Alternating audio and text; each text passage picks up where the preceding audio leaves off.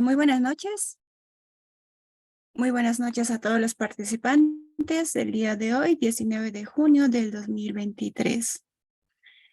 Hoy vamos a ir a continuar con lo que es el Diplomado Internacional en Derecho Multidisciplinario. Vamos a tener el agrado de contar con el estimado doctor Pablo José Castillo Álvarez, que se encuentra presente. Eh, Vamos a leer un poco del currículo que tiene el doctor Castillo. Primeramente, vamos a señalar que es licenciado en jurisprudencia, abogado de los tribunales de la República de Ecuador, máster en ciencias penales, ex asesor jurídico del Colegio de Médicos de Loja, ex asesor jurídico del Hospital Isidro, ex abogado de talento humano del Hospital Isidro, ex asesor jurídico de la empresa Obreco, asesor jurídico de la empresa Exposeo, asesor jurídico de Clínica Santa María, asesor jurídico del Monasterio de Madres Concepcionistas de Loja, ex docente de la Universidad Internacional del Ecuador, docente de pregrado, posgrado de la Universidad Técnica Particular de Loja. También ha participado en conferencias, autor de artículos científicos, doctorado en Derecho por la Universidad de Cádiz. Tenemos el agrado de presentarle al doctor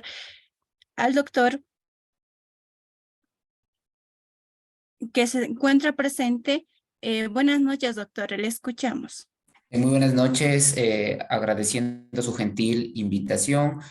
Permítame primeramente expresar mi cordial saludo a todas las personas que se encuentran conectadas a través de las diversas plataformas creadas para el efecto. Asimismo, mi agradecimiento especial a quienes han podido hacer partícipe que se lleve a cabo este congreso, este diplomado multidisciplinario en Derecho, que sin duda alguna enriquece mucho a la cultura jurídica, no solamente a la cultura jurídica ecuatoriana, sino que al ser un grupo donde se encuentran diversos ponentes y diversas estudiantes o juristas, abogados a nivel latinoamericano, sin duda alguna se irá aprendiendo mucho de las diversas ramas del derecho y cómo se aplica en cada uno de los países. Asimismo, mi agradecimiento especial a Clever Manso, quien ha hecho posible poder estar en este momento compartiendo con ustedes sobre la invitación realizada. En esta noche yo voy a hablarles a ustedes sobre la teoría general del delito. Voy a hacer un conversatorio sobre la teoría general del delito. Iniciando lógicamente que todo Estado constitucional de derecho, todo Estado constitucional de derechos, como es el nuestro en el caso de Ecuador y en la mayoría de Estados constitucionales de derecho, se basa de dos principios fundamentales: el principio de la seguridad jurídica y el principio de legalidad. Tomando en cuenta que el principio de seguridad jurídica recogido en el artículo 82 de nuestra Constitución de la República del Ecuador nos establece que tenemos que tener el respeto a las leyes que sean claras, que sean previas, que sean escritas como tal, y que sin duda alguna va de la mano del principio de legalidad, que se le aduce ya a Beccaria, quien hablaba de que no puede haber pena, no puede haber infracción sin ley previa. Con base a ello, todo Estado constitucional de derecho tiene tipificado en su derecho penal, dentro del derecho penal parte general, el concepto de delito como tal. Pero para adentrarnos o para llegar al delito es fundamental establecer sobre esta teoría general del delito. Y en sí, ¿qué es la teoría general del delito? ¿Para qué me sirve la teoría general del delito? La teoría general del delito es fundamental, puesto que no es más que una herramienta científico, jurídico, técnica, con la que podemos contar todos y cada uno de los profesionales del derecho, estudiantes, administradores de justicia, fiscales, abogados en libre ejercicio, para poder determinar si un hecho que vulnera un bien jurídico protegido o lesiona un bien jurídico protegido puede ser susceptible de una sanción penal. Con ello tenemos que tener claro que no todo hecho que dañe o que lesione un bien jurídico protegido será susceptible de una responsabilidad penal, sino que lógicamente tendrá que establecerse si pasa la teoría de los diques o la teoría de los filtros a la que hace alusión el profesor Eugenio Raúl Zaffaroni. Por lo tanto, Lo que pretende la teoría general del Estado es que no haya un uso irracional del jus puniendi como esa facultad sancionadora que tiene el Estado. Recordemos nosotros que el derecho penal deviene de un derecho público y al ser un derecho público le compete solamente al Estado imponer las sanciones como tal, pero las sanciones que va a imponer el Estado no pueden ser arbitrarias, no pueden ser abusivas, sino que justamente nace el jus puniendi, que es un principio limitador, justamente un principio formal de este jus puniendi, para evitar que haya un uso abusivo, excesivo en cuanto a las penas que se pueden aplicar por parte del Estado. De ahí fundamental que esta teoría general del delito vaya de la mano justamente a establecer ya la conceptualización del delito como tal. Si no se ha vulnerado un bien jurídico protegido, no hay responsabilidad penal. Si se ha vulnerado o se ha lesionado un bien jurídico protegido, puede existir una responsabilidad penal, pero siempre y cuando pase por cada una de las categorías dogmáticas del delito como tal. Ahora bien, la teoría del delito es creada por la doctrina alemana con el objetivo de brindar una seguridad jurídica en el momento de poder absolver un caso concreto y lógicamente con esto poder imponer una pena justa a la persona que transgredió ese ordenamiento jurídico. Es así que nuestro Código Orgánico Integral Penal, en su artículo 18, establece el concepto de infracción penal y dice que la infracción penal es la conducta típica, antijurídica y culpable que tiene como presupuesto una pena privativa o una sanción impuesta en el Código Penal.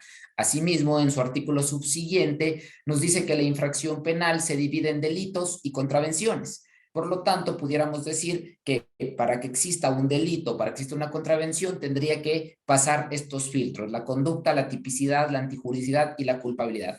Y aquí que pueden haber o existen personas que son de otros países, a lo mejor en otras legislaciones existe una otra categoría que es la punibilidad. En algunos países lo determinan al delito como una conducta típica, antijurídica, culpable y punible. Para nosotros tenemos cuatro elementos, cuatro categorías dogmáticas, que es la conducta, la tipicidad, la antijuridicidad y la culpabilidad, que lógicamente tiene como consecuencia una pena que debe de estar determinada en el Código Orgánico Integral Penal como tal. Ahora, a partir de esta concepción de lo que es delito como tal, es fundamental ya ir analizando o ir estableciendo como tal cada una de las categorías dogmáticas del delito. Y decíamos que además de esto, la teoría general del delito tiene que ser bajo, según lo que establece el profesor Parma, dice que tiene que ser en un orden estratificado, en un orden cronológico, en un orden lógico, que no puedo yo primero ver o observar la conducta, luego la antijuridicidad y retroceder a la tipicidad, sino que todas estas categorías dogmáticas o todos estos elementos del delito tengo que irlos analizando uno por uno y lógicamente si van pasando cada una de la esencia de los mismos, analizo el siguiente, porque si no, no me hace falta seguir analizando la próxima categoría dogmática del delito. Quiero decir que si hay una conducta y la conducta es típica, pero no es antijurídica, ya no me importa seguir investigando, por lo menos al campo del derecho penal, no le interesa seguir investigando si la persona que cometió el hecho es culpable o no es culpable con base a la última categoría dogmática del delito. ¿Por qué? Porque falta la antijuridicidad como tal. Una persona que en efecto coge un arma de fuego, dispara contra la humanidad de una persona, y se puede catalogar que este hecho es en legítima defensa. Pasaría el primer filtro que hablamos de la conducta. Esa conducta lógicamente es típica, pero no es antijurídica. ¿Por qué? Porque se encuentra en una causa de exclusión de la antijudicial como la legítima defensa. No me interesa ver si realmente pasa el otro filtro de la culpabilidad o no lo pasa, porque realmente al ya haber una limitante en la antijuridicidad se terminaría ahí la investigación. Entonces, esto justamente con base a principios de economía procesal, de celeridad, que no debo de agotar recursos del Estado innecesarios si yo ya veo que no pasó un filtro como tal. Sobre la base de ello, entonces nos encontramos o vamos a analizar la primera categoría dogmática del delito, que en este caso es la conducta humana. La conducta humana, sin duda alguna, es la base de la teoría del delito. Sin esta conducta humana no puede existir delito como tal. Sobre la base de aquello, la primera modalidad o las modalidades de la conducta como tal son dos, lo que establece nuestro Código Orgánico Integral Penal, como son la acción y la omisión. Sin embargo, de ello, tratadistas importantes como Welsen habla que la acción es la conducta voluntaria que consiste en el movimiento como tal productor de un cierto cambio que vaya a lesionar un bien jurídico protegido. Un jurista ecuatoriano como es Pablo Encalada Hidalgo, dice que la conducta es la acción guiada de la voluntad. Entonces, sobre la base de ello, para que exista una conducta humana, se requiere de dos presupuestos fundamentales: que haya voluntad y que esa voluntad sea exteriorizada, que salga al mundo exterior. Mientras no exista voluntad o no exista exteriorización de esa voluntad, no puede haber una conducta humana como tal. Aquí, referente a ello, también es importante indicar que para que una conducta penalmente relevante pueda ser catalogada como tal, tiene que ser demostrable, tiene que ser lesiva, tiene que dañar a bien jurídico protegido. Y asimismo también establece nuestro Código Orgánico Integral Penal en cuanto a la conducta como tal, que a ninguna persona se la puede juzgar por razones de peligrosidad, antecedentes como tal. Y aquí hay una primera antinomia, una primera congruencia con incongruencia con nuestro Código Orgánico Integral Penal. Si decimos que la conducta penalmente relevante dice que se trata de hechos lesivos, demostrables y de hechos dañosos como tal, sin duda alguna va de la mano de lo que hablábamos anteriormente. Para que exista conducta, tiene que ser voluntaria y exteriorizada, tiene que dañar o lesionar un bien jurídico protegido. Seguidamente, decíamos que también indica que la conducta como tal no se puede juzgar a ninguna persona por sus antecedentes, por sus razones de peligrosidad.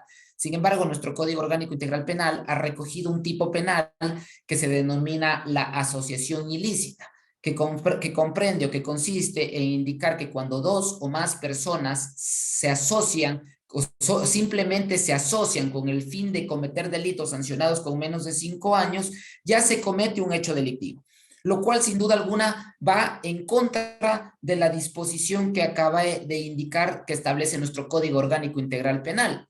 Por lo tanto, a esto se le denomina en la doctrina como tal derecho penal de autor. Yo juzgo por la peligrosidad del autor, por lo que él fue. Entonces, una persona que en efecto fue violador, que cumplió su pena privativa de libertad por haber violado, que una vez que pagó su pena privativa de libertad, recupera su estatus jurídico de inocencia, porque está en un lugar donde posiblemente existan mujeres y como él, en efecto, fue violador, sin ni siquiera que se haya cumplido el tipo penal, que haya cometido el delito, yo ya lo puedo juzgar por el delito de asociación ilícita, porque dice, con el fin de asociarse para cometer delitos, situación que todavía no está exteriorizado. Entonces, si no se ha exteriorizado en el mundo, como tal, no pudiera existir delito. Esa es la falla o una de las primeras fallas, de las primeras contradicciones que tiene nuestro Código Orgánico Integral Penal al señalar este tipo penal de la asociación ilícita. No cumple con los requisitos de la conducta, ni tampoco cumple con el postulado de lo que es una conducta penalmente relevante. En todo Estado constitucional de derecho, en todo Estado garantista de derecho, debe primar el derecho penal de acto, más no el derecho penal de autor. Yo debo de juzgar por el acto que la persona cometió, por el hecho que cometió, por el robo, por el asesinato, por la violación, por el homicidio, más no por sus antecedentes de peligrosidad como tal. Eso no puede ser concebido en un Estado constitucional, más aún en un Estado garantista de derecho como es el ecuatoriano. Por lo tanto, hay una primera antinomia aquí. Ahora, decíamos que el profesor Zaffaroni también establece que la conducta viene a ser el sustantivo seguido de los adjetivos tipicidad, antijuridicidad y culpabilidad. Por ende, decíamos o decimos que la conducta como tal es la base, el núcleo del delito. Sin conducta humana no puede existir un delito. Modalidades de la conducta son dos, la acción y la omisión. La acción cuando yo hago algo, cuando ejecuto algo, y omisión cuando dejo de hacer algo, siempre y cuando tenga la responsabilidad o la posición de garante que no se dé ese hecho. Por lo tanto, no todas las personas podemos cometer delitos omisivos, por lo menos en omisión propia, a lo mejor sí en omisión impropia, que lo desarrollaremos más adelante como tal. Asimismo, existen ciertas causas de exclusión de la conducta humana, ciertas causas que me excluyen de responsabilidad penal y que están tipificadas en el Código Orgánico Integral Penal. Una de ellas es la fuerza física irresistible. Esa fuerza física irresistible es aquel estímulo externo extraño a la gente que le genera a través de un movimiento involuntario, un movimiento que la persona como tal no quiere realizarlo, que no tiene la voluntad de hacerlo, pero que sin embargo no se puede resistir ante esta fuerza física irresistible. Entonces, cuando una persona ha lesionado un bien jurídico protegido, ha dañado un bien jurídico protegido bajo una fuerza física irresistible, no será responsable penalmente, a pesar, lógicamente, que se dañó un bien jurídico. Ejemplo, en el Ecuador no tenemos, pero en otros países donde son bien marcadas las estaciones, por ejemplo, un fuerte viento, un huracán, lleva a una persona de tal forma que golpea contra un ventanal, daña ese ventanal, esa persona no podrá ser acusado de daño a bien ajeno porque lógicamente se encontraba ante una fuerza física irresistible. No se pudo resistir al huracán que le empujó y dañó ese ventanal. Entonces, ahí tenemos una primera causa de exclusión de la conducta que va de la mano con lo que decíamos anteriormente, la teoría general del delito. Lo importante que es saber analizar la teoría general del delito, porque pueden haber bienes que han sido lesionados, pero no necesariamente habrá una responsabilidad penal en caso de que se llegue a establecer el nexo causal, sino que tengo que ir determinando, lógicamente, a través de estudiar categoría dogmática de cada uno del delito para saber si existe o no existe responsabilidad penal. Otra causa de exclusión de la conducta viene a ser los movimientos reflejos que no son más que movimientos propios del sistema nervioso automatizado, movimientos que no se los puede controlar como tal. Aquí al efecto Francisco Muñoz Conde, el profesor español, dice que los movimientos reflejos expresan el estímulo del mundo exterior que es percibido por los centros sensores que los transmiten sin intervención de la voluntad. Lógicamente, en ninguno de ellos existe voluntad, porque ya decimos que un requisito para que haya conducta es que sea voluntaria y que sea exteriorizada como tal. Entonces, si los movimientos reflejos se tratan de movimientos propios del sistema nervioso automatizado, movimientos que yo no puedo controlar, movimientos que no puedo bajo ninguna manera percibirlos como tal, sino que son propios de mi sistema nervioso automatizado, cuando se lesiona o cuando se daña un bien jurídico protegido, tampoco existirá una responsabilidad penal como tal. El ejemplo claro, porque nos pone la doctrina española como tal, es cuando una persona va manejando su vehículo y de un momento a otro el sol le ciega la vista de esta persona. La primera reacción de la persona es cerrar los ojos porque no puede como tal ver al sol. Por lo tanto, al cerrar los ojos puede golpear a una persona, lesionar a una persona. No existirá responsabilidad penal por este hecho de lesiones porque se encontraba lógicamente ante un movimiento reflejo. La persona que sufre Parkinson, por ejemplo, no puede controlar, es un movimiento propio del sistema nervioso automatizado, el estar moviendo las manos porque no puede controlar. Si producto de ello tiene algo sobre sus manos, se le cae, produce un daño a un bien jurídico protegido, no podrá existir responsabilidad penal por encontrarme lógicamente ante una causa de exclusión de la conducta humana, que en este caso son los movimientos reflejos.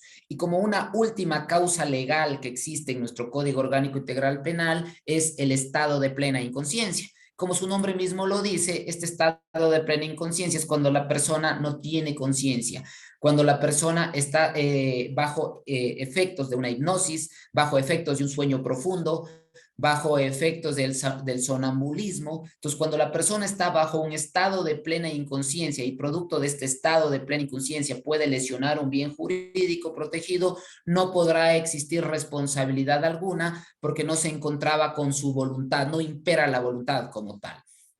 Y ejemplos pueden ser muchos: el sueño profundo, la madre primeriza, la madre adolescente primeriza que tiene su hijo y le está dando de alimentar y duerme totalmente, cae en un sueño profundo que no logra percibir que lo está asfixiando a su hijo, producto de la asfixia, el hijo fallece, no podemos hablar de un homicidio ni culposo, ni menos aún doloso, sino que tendríamos que analizar si existiera una causa de exclusión de la conducta humana, como en este caso justamente viene a ser la causa de exclusión del estado de plena inconsciencia. Cuando cometió ese hecho estaba en un estado de plena inconsciencia y por lo tanto no pudiera existir responsabilidad penal sobre esta madre.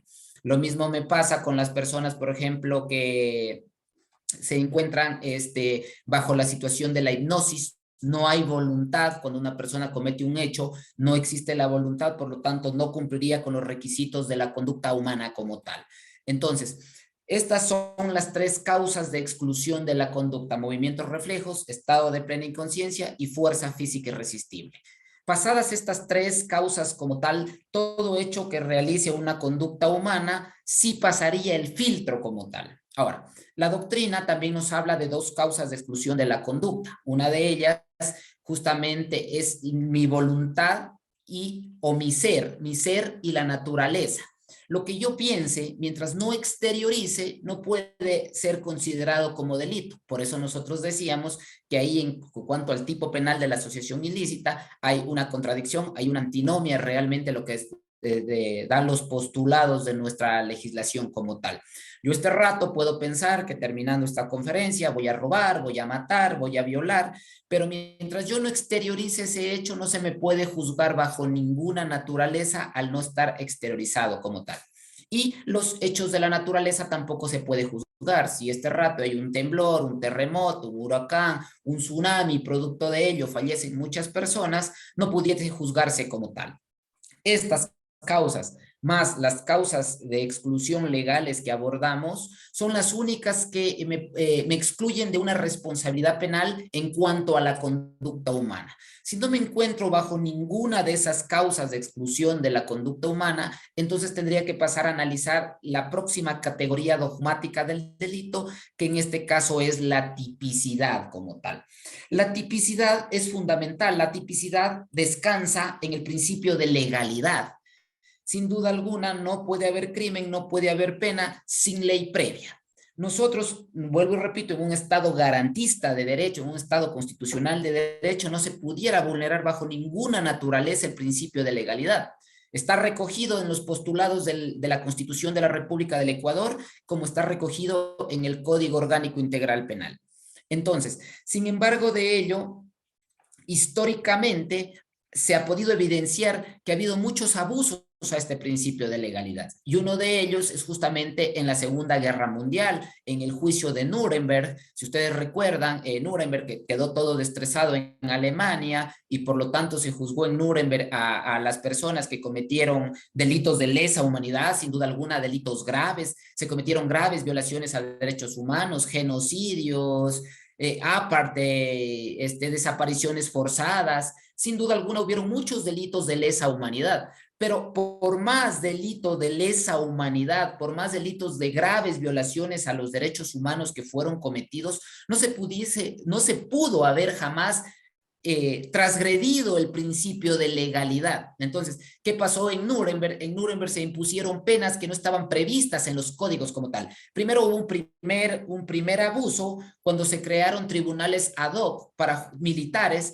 para juzgar estos casos concretos. Vulneraba el principio de legalidad. Segundo, otra vulneración al principio de legalidad viene a ser en cuanto a las penas que se aplicó. La pena de muerte, la horca al mariscal Riech y a un sinnúmero de personas más que participaron en esta situación de la Segunda Guerra Mundial. Entonces, está bien que haya un juzgamiento, pero ese juzgamiento tiene que ser con base al principio de legalidad. Por lo tanto, esta tipicidad a la que estamos hablando o lo que estamos refiriendo nosotros descansa fundamentalmente en el principio de legalidad. No puede haber crimen, no puede haber pena sin ley previa, no puede haber una sanción a una persona si previamente no estuvo tipificada como tal.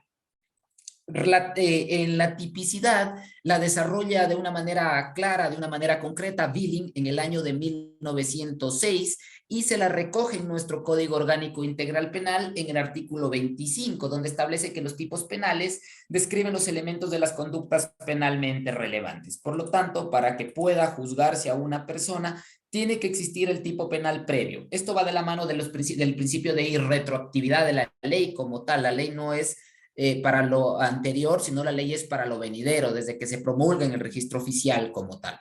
Ahora, esta tipicidad se divide en dos, en una tipicidad objetiva y en una tipicidad subjetiva.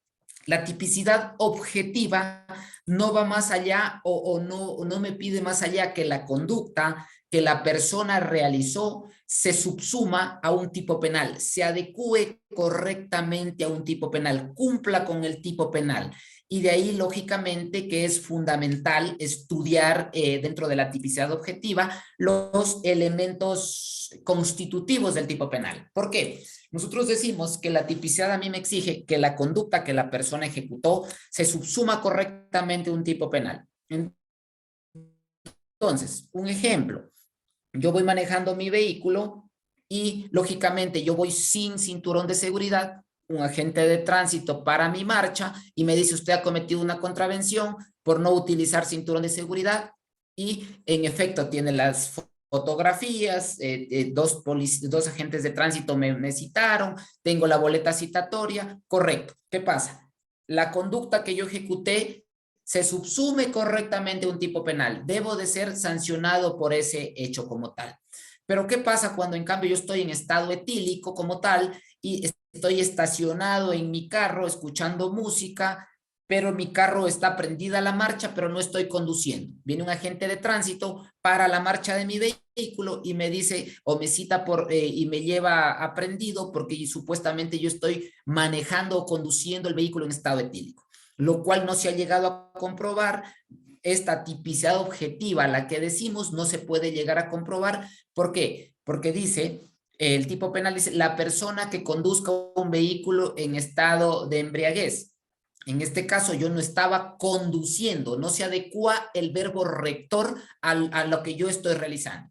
Al no adecuarse el verbo rector a lo que yo estoy realizando, no puede existir una responsabilidad penal. De ahí de lo importante de la tipicidad. Hacía un breve antecedente a lo que pasó en la Segunda Guerra Mundial, justamente, y cuando inicié mi exposición hacía una referencia al jus puniendi, que no puede ser violentado, y de ahí también nuevamente hago referencia a esto, a la importancia de la tipicidad objetiva, que la conducta que la persona ejecuta o desarrolla se subsuma correctamente a un tipo penal. Si no se subsume correctamente a un tipo penal, no puede haber una responsabilidad penal porque no cumple justamente con el postulado de lo que establece el tipo como tal. Ahora, sobre la base de ello, es fundamental entonces establecer lógicamente cuáles son los elementos objetivos del tipo penal.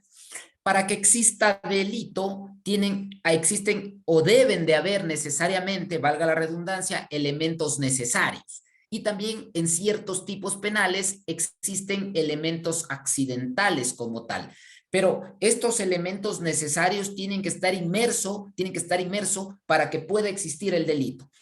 ¿Y qué hacemos los projuristas, los profesionales del derecho, los abogados, los académicos, los estudiantes? Cuando ponemos casos hipotéticos en la academia, enseñamos justamente a que los estudiantes puedan extraer los elementos constitutivos del tipo penal. ¿Qué es lo que hace un juez? ¿Qué es lo que hace un fiscal? ¿Qué es lo que hace un abogado en libre ejercicio? ¿Por qué? Porque existen ciertos tipos penales que son muy similares y que el verbo rector pudiera llevar a confundirse. Y con base a lo que acabé de indicar, que la tipicidad objetiva me exige que el tipo penal se subsuma a una conducta, tendré que establecer claramente bajo qué presupuestos puedo yo juzgar a esa persona a través de la extracción de estos elementos constitutivos del tipo penal. Entonces, si yo hablo de delitos contra la eficiencia de la administración pública, por ejemplo, el cohecho, el peculado, el enriquecimiento ilícito, se pueden dar en una sola conducta como tal, sin duda alguna. La concusión, ¿qué me corresponde a mí como fiscal, como administrador de justicia? poder extraer los elementos constitutivos del tipo penal y poder demostrar, porque recuerden que la prueba no es más que llevar al convencimiento de los hechos al juzgador, poder demostrar qué tipo penal se subsume correctamente a la persona que ejecutó ese hecho. Entonces, si bien es cierto, yo cojo y le digo a Juan, que Juan es un contratista del Estado, le digo a mí dame $500,000 y yo con eso te adjudico el contrato, pudiera haber un tipo penal de concusión, pudiera haber un tipo penal de enriquecimiento ilícito, sin duda alguna. Si yo esos $500,000 pongo a nombre de otra persona, pudiera configurarse un testaferrismo. Y un sinnúmero de hechos de una sola conducta. ¿Qué tengo que hacer? Adecuarla a esa conducta a un tipo penal. Y para eso me vengo a la tipicidad a extraer correctamente los elementos del tipo penal. Entonces, todo tipo penal tiene estos elementos necesarios. Uno de ellos, el sujeto activo. El sujeto activo, sin duda alguna, es la persona que comete el hecho delictivo, quien transgrede el ordenamiento jurídico, y ese sujeto activo puede ser de dos clases o de dos naturalezas. Puede ser un sujeto activo simple o puede ser un sujeto activo calificado. Es un sujeto activo simple cuando el tipo penal no le da otra característica más que la persona. Si yo reviso lo que dice el artículo 79 del Código Orgánico Integral Penal, cuando habla de genocidio, dice la persona que de manera deliberada y sistemática realice uno de los siguientes actos. Por lo tanto, un delito de genocidio podemos cometer cualquiera de nosotros que estamos aquí. Me pasa lo mismo con el 189 del robo, con el 140 del homicidio, con el 144 del asesinato, con el 141 del femicidio. Es un sujeto activo simple en la que cualquiera de nosotros podemos cometer el delito. Pero también hay un sujeto activo calificado. En cambio, es cuando el propio Código Orgánico Integral Penal le da una cualificación o una calificación especial a la persona y solo esa persona puede cometer ese delito. Como cuando establece, por ejemplo, el 278, el 281, cohecho, peculado, cuando dice el servidor público que cometa tal, que exija o que ordene un pago, recompensa, gratificación o dádiva, será sancionado con tal pena. Por lo tanto, si aquí en la sala no somos servidores públicos, no pudiéramos cometer el delito de cohecho, no pudiéramos cometer el delito de concusión. A excepción, lógicamente, alguien me puede decir, pero es que la Constitución de la República del Ecuador establece en el 233 que sí podemos cometerlos, pero siempre y cuando participemos con un servidor público. Si yo no participo con un servidor público, jamás puedo cometer un delito de cohecho, de concusión, de los que están catalogados dentro de los delitos contra la eficiencia de la administración pública. ¿Por qué? Porque hay una cualificación especial como tal. Lo mismo sucede con el artículo 84, cuando habla de la desaparición forzada, cuando habla que el agente del Estado, por lo tanto, solamente el agente del Estado podrá cometer ese delito, no ninguno de los que no formamos parte de agente del Estado. Sucede lo mismo con el sujeto pasivo. El sujeto pasivo también puede ser un sujeto pasivo calificado o un sujeto pasivo simple. Viene a ser un sujeto pasivo simple cuando no, como tal, se exige una cualificación especial. La persona que mate a otra persona, sobre cualquiera de nosotros puede cometer ese hecho. La persona que sustraiga bien ajeno a otra persona, sobre cualquiera de nosotros puede suceder ese hecho. Pero también existe sujeto pasivo calificado, que en este caso decimos que es la víctima. Cuando un sujeto pasivo es calificado, cuando el propio Código Orgánico Integral Penal le da esa cualificación o esa calificación especial. Como en efecto, cuando decimos la persona que como resultado de relación de poder dé muerte a una mujer por el hecho de serlo o por su condición de género. Ahí nos encontramos que solamente la mujer puede ser víctima del delito de femicidio, nadie más. En el delito de tentativa de asesinato contra el presidente de la República del Ecuador, dice que quien atente contra la vida del presidente o a su vez un homólogo será sancionado por este tipo penal. Por lo tanto, nos encontramos ante el mismo hecho. Solamente estas personas pueden ser víctimas de ese delito a través del sujeto pasivo como tal. También tenemos otro elemento necesario dentro para que exista un delito, que es el verbo rector. Como su nombre mismo lo dice, el verbo rector denota la conducta que la persona realiza y está descrito en el tipo penal a través de un verbo como tal. Entonces, existen ciertos tipos penales que tienen un solo verbo, existen ciertos tipos penales que tienen más de de un verbo, y que lo importante para yo poder determinar cuando se cometió la infracción penal es, lógicamente, cuál verbo rector se adecua a la conducta que realizó la persona. La persona que mate a otra persona, el verbo rector es matar y solo tengo un verbo rector que es matar. Pero, por ejemplo, en el delito de tráfico de sustancias catalogadas sujetas a fiscalización que establece el 220 del COIP, existen varios verbos rectores. La persona que almacene, que trafique, que venda, que posee, que guarde, que transfiera sustancias catalogadas sujetas a fiscalización, comete este delito. ¿Qué es lo importante de la extracción de los elementos objetivos del tipo penal? Determinar bajo qué verbo rector la persona cometió el delito. Si se encontraba comercializando, transportando, vendiendo o guardando. Entonces, para eso es lo importante del verbo rector como tal. El bien jurídico protegido también es otro elemento necesario. En sí hemos hablado mucho de bien jurídico protegido y cuál es el concepto o dónde se encuentran los bienes jurídicos protegidos. La norma no establece dónde se encuentra el bien jurídico protegido, pero la doctrina sí indica claramente que los bienes jurídicos protegidos son todos y cada uno de los derechos que se encuentran recogidos en la Constitución y que se encuentran divididos en 7 grandes grupos: derechos de naturaleza, de protección, del buen vivir, de nacionalidades, comunidades y grupos indígenas, los derechos de participación. Todos estos derechos como tal vienen a ser bienes jurídicos, y al efecto el profesor Carrara especifica que un bien jurídico son presupuestos esenciales, presupuestos mínimos que tenemos las personas para la autorrealización, para poder vivir dentro de una sociedad. Por lo tanto, el bien jurídico tiene necesariamente que estar dentro de cuando se lesiona a una persona. Y el bien jurídico, decíamos, está recogido. Por ejemplo, cuando yo hablo de los delitos contra la inviolabilidad de la vida, se tipifica al asesinato, al homicidio, al femicidio, al sicariato. Entonces, ¿cuál es el bien jurídico protegido? La vida, sin duda alguna. Y así, cuando hablo de los delitos contra la propiedad, está el robo, la estafa, la extorsión, la quiebra. ¿Cuál es el bien jurídico protegido? La propiedad como tal. Eso es otro de los elementos necesarios que tiene que tener un tipo penal como tal, y también otro elemento necesario que se lo debe de descifrar es el resultado como tal. Y el resultado puede ser de daño o puede ser de peligro. El resultado es de daño cuando se ha lesionado un bien jurídico protegido, y es de peligro cuando se ha puesto en riesgo el bien jurídico protegido. Cuando yo he matado, cuando yo he violado, el bien jurídico protegido, el resultado es dañoso. Pero ese peligro o resulta ser de peligro cuando he puesto en peligro justamente a la sociedad como tal.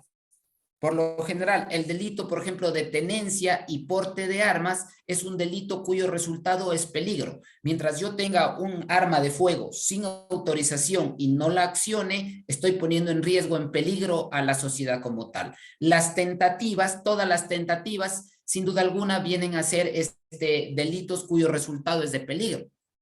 Yo quiero acceder carnalmente a una persona, la llevo a una montaña, al momento de bajar su pantalón, su interior, ella está enferma, y por lo tanto ese hecho no me permite que lesione su bien jurídico protegido, pero ya puse en peligro su bien jurídico protegido de integridad sexual y reproductiva. Por lo tanto, es fundamental entonces establecer que las tentativas tienen un resultado de peligro como tal. Y también tenemos la pena está dentro de los elementos necesarios de la tipicidad de los elementos objetivos, es la pena que está impuesta para cada tipo penal, que lógicamente la encontramos en el Código Orgánico Integral Penal como una pena en abstracto. El homicidio de 10 a 13 años, el asesinato de 22 a 26 años, el femicidio de 22 a 26 años, pero que en el momento en que el Tribunal Penal tenga que imponer una pena, tendrá que imponerla ya en concreto, tomando en cuenta si hay atenuantes o si hay agravantes como tal. Eso conforme a lo que establece nuestro Código Orgánico Integral Penal. Decíamos que todos estos son elementos necesarios que deben de estar dentro de cualquier hecho que se vaya a vulnerar y que yo tengo como tal que extraerlos. Pero también existen elementos accidentales, elementos que no todos los tipos penales los pueden tener, pero que sin embargo pudiera establecerse. Uno de ellos es el elemento valorativo y otro de ellos es el elemento normativo. Cuando en efecto el Código Orgánico Integral Penal me dice el servidor público, yo tengo que saber quién es servidor público, a quién se considera servidor público. Y para eso me remito a otra ley, como es la Ley Orgánica del Servicio Público, que me va a establecer quién es el servidor público. Y también tenemos elementos valorativos, cuando yo tengo que solicitar una valoración de un profesional de otra rama para que me indique a qué se está refiriendo, como en los delitos de acoso sexual o de abuso sexual, cuando dice la persona que ejerza actos de naturaleza sexual. ¿Qué son estos actos de naturaleza sexual? Viene a ser un elemento valorativo y por lo tanto, lógicamente, yo recurro a un profesional de la salud para que me pueda indicar. No todos estos son elementos accidentales, no todos los tipos penales lo tienen, pero por lo tanto no realmente son necesarios, como si hablábamos los anteriores, que deben de estar necesariamente en la circunstancia en que se cometió el delito para poder extraerlos como tal. Eso podemos hablar en cuanto a la tipicidad objetiva. Y también decíamos que la tipicidad se divide en subjetiva. Lo subjetivo, lógicamente, es lo intrínseco, lo que yo no puedo palpar, lo que no es tangible como tal, y que se divide, o que nuestro Código Orgánico Integral Penal lo estudia al dolo y la culpa como tal. Dolo y culpa, sin duda alguna, están en la cabeza del juez. Esto es fundamental poder establecer, porque siempre nosotros decimos, pero ¿cómo compruebo el dolo? Pero ¿cómo compruebo la culpa? El dolo y la culpa están en la cabeza del juez. Y yo tengo que llevarlo a convencerlo al juez de que un hecho fue doloso o de que un hecho fue culposo. Depende de cómo yo esté realizando mi defensa técnica en favor de la persona, con el objetivo de determinar si quiero, lógicamente, que la persona se la sentencie con más años, pues tendré que llevar al convencimiento de los hechos que es doloso y que, si no, que es culposo. Y un ejemplo claro para determinar que el dolo y la culpa está en la cabeza del juez, puedo determinar en un accidente de tránsito. El Código Orgánico Integral Penal establece que las infracciones de tránsito son acciones u omisiones culposas. Claramente establece acciones u omisiones culposas derivadas de accidentes de seguridad vial y accidente terrestre. Si hablo desde esa perspectiva, yo diría que todo accidente de tránsito es culposo y que por lo tanto no pudiera ser doloso. Sin embargo, si yo digo que el dolo y la culpa está en la cabeza del juez, ¿qué pasa cuando yo quiero dar muerte a mi mujer? Porque ya realmente no la aguanto a mi mujer, quiero terminar con la vida de mi mujer y por lo tanto tomo mi vehículo, mi mujer está parada en la esquina y le impacto a 120 kilómetros por hora, lo cual termina con la vida de mi mujer. Entonces, viene nuevamente a establecerse, si el Código Orgánico Integral Penal dice que las infracciones de tránsito son acciones u omisiones culposas, pero en este hecho el automóvil me sirvió como instrumento para dar muerte a mi mujer y por lo tanto no hablaría de un hecho culposo, por más que así establezca el COIP, sino que vendría a ser un hecho doloso y no vulnera la tipicidad como tal, porque el carro fue un instrumento para atacar y terminar con la vida de mi mujer. Entonces, sobre la base de este ejemplo, creo que queda claro que el dolo y la culpa está en la cabeza del juzgador finalmente y que a mí como abogado litigante, como fiscal, como defensa técnica de una de las partes, lo que me toca comprobar es realmente si el hecho es doloso o culposo a través, lógicamente, de entender lo que es dolo y de lo que es culpa. Y sobre la base de ello podemos decir que es dolo.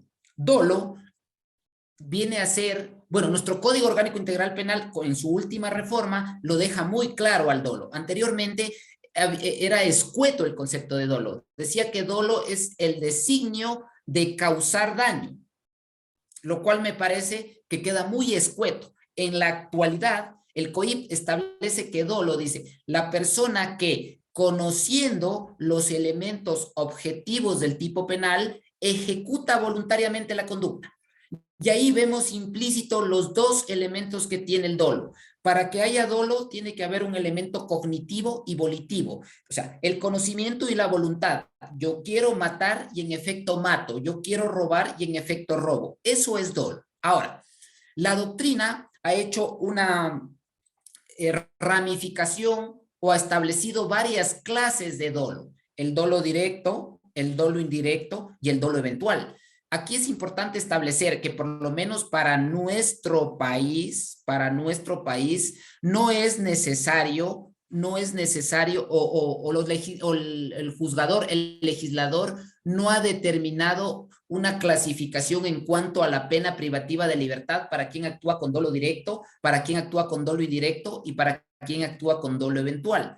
Pero sin embargo de ello sí es fundamental algo. El dolo eventual y la culpa consciente tienen una estrechísima línea, y esa estrechísima línea, como en mi caso de ser un abogado de la defensa técnica, pudiera salvaguardarlo de que a una persona lo sentencien por un homicidio doloso o un homicidio culposo. Homicidio doloso, pena de 10 a 13 años, homicidio culposo de 3 a 5 años.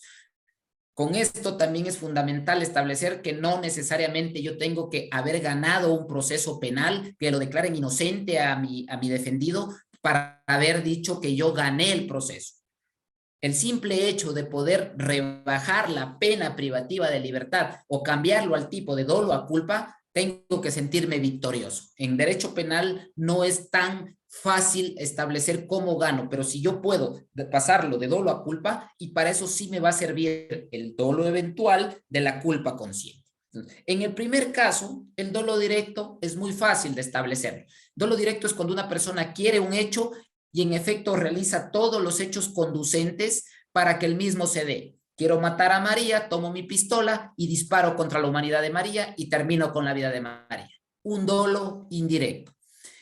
El dolo directo, perdón. El dolo indirecto, también llamado por la doctrina dolo de segundo grado o dolo de consecuencias necesarias, es aquel que, como su nombre mismo lo dice, yo sé que mis acciones van a ir encaminadas de consecuencias necesarias y acepto el resultado que se va a dar como tal.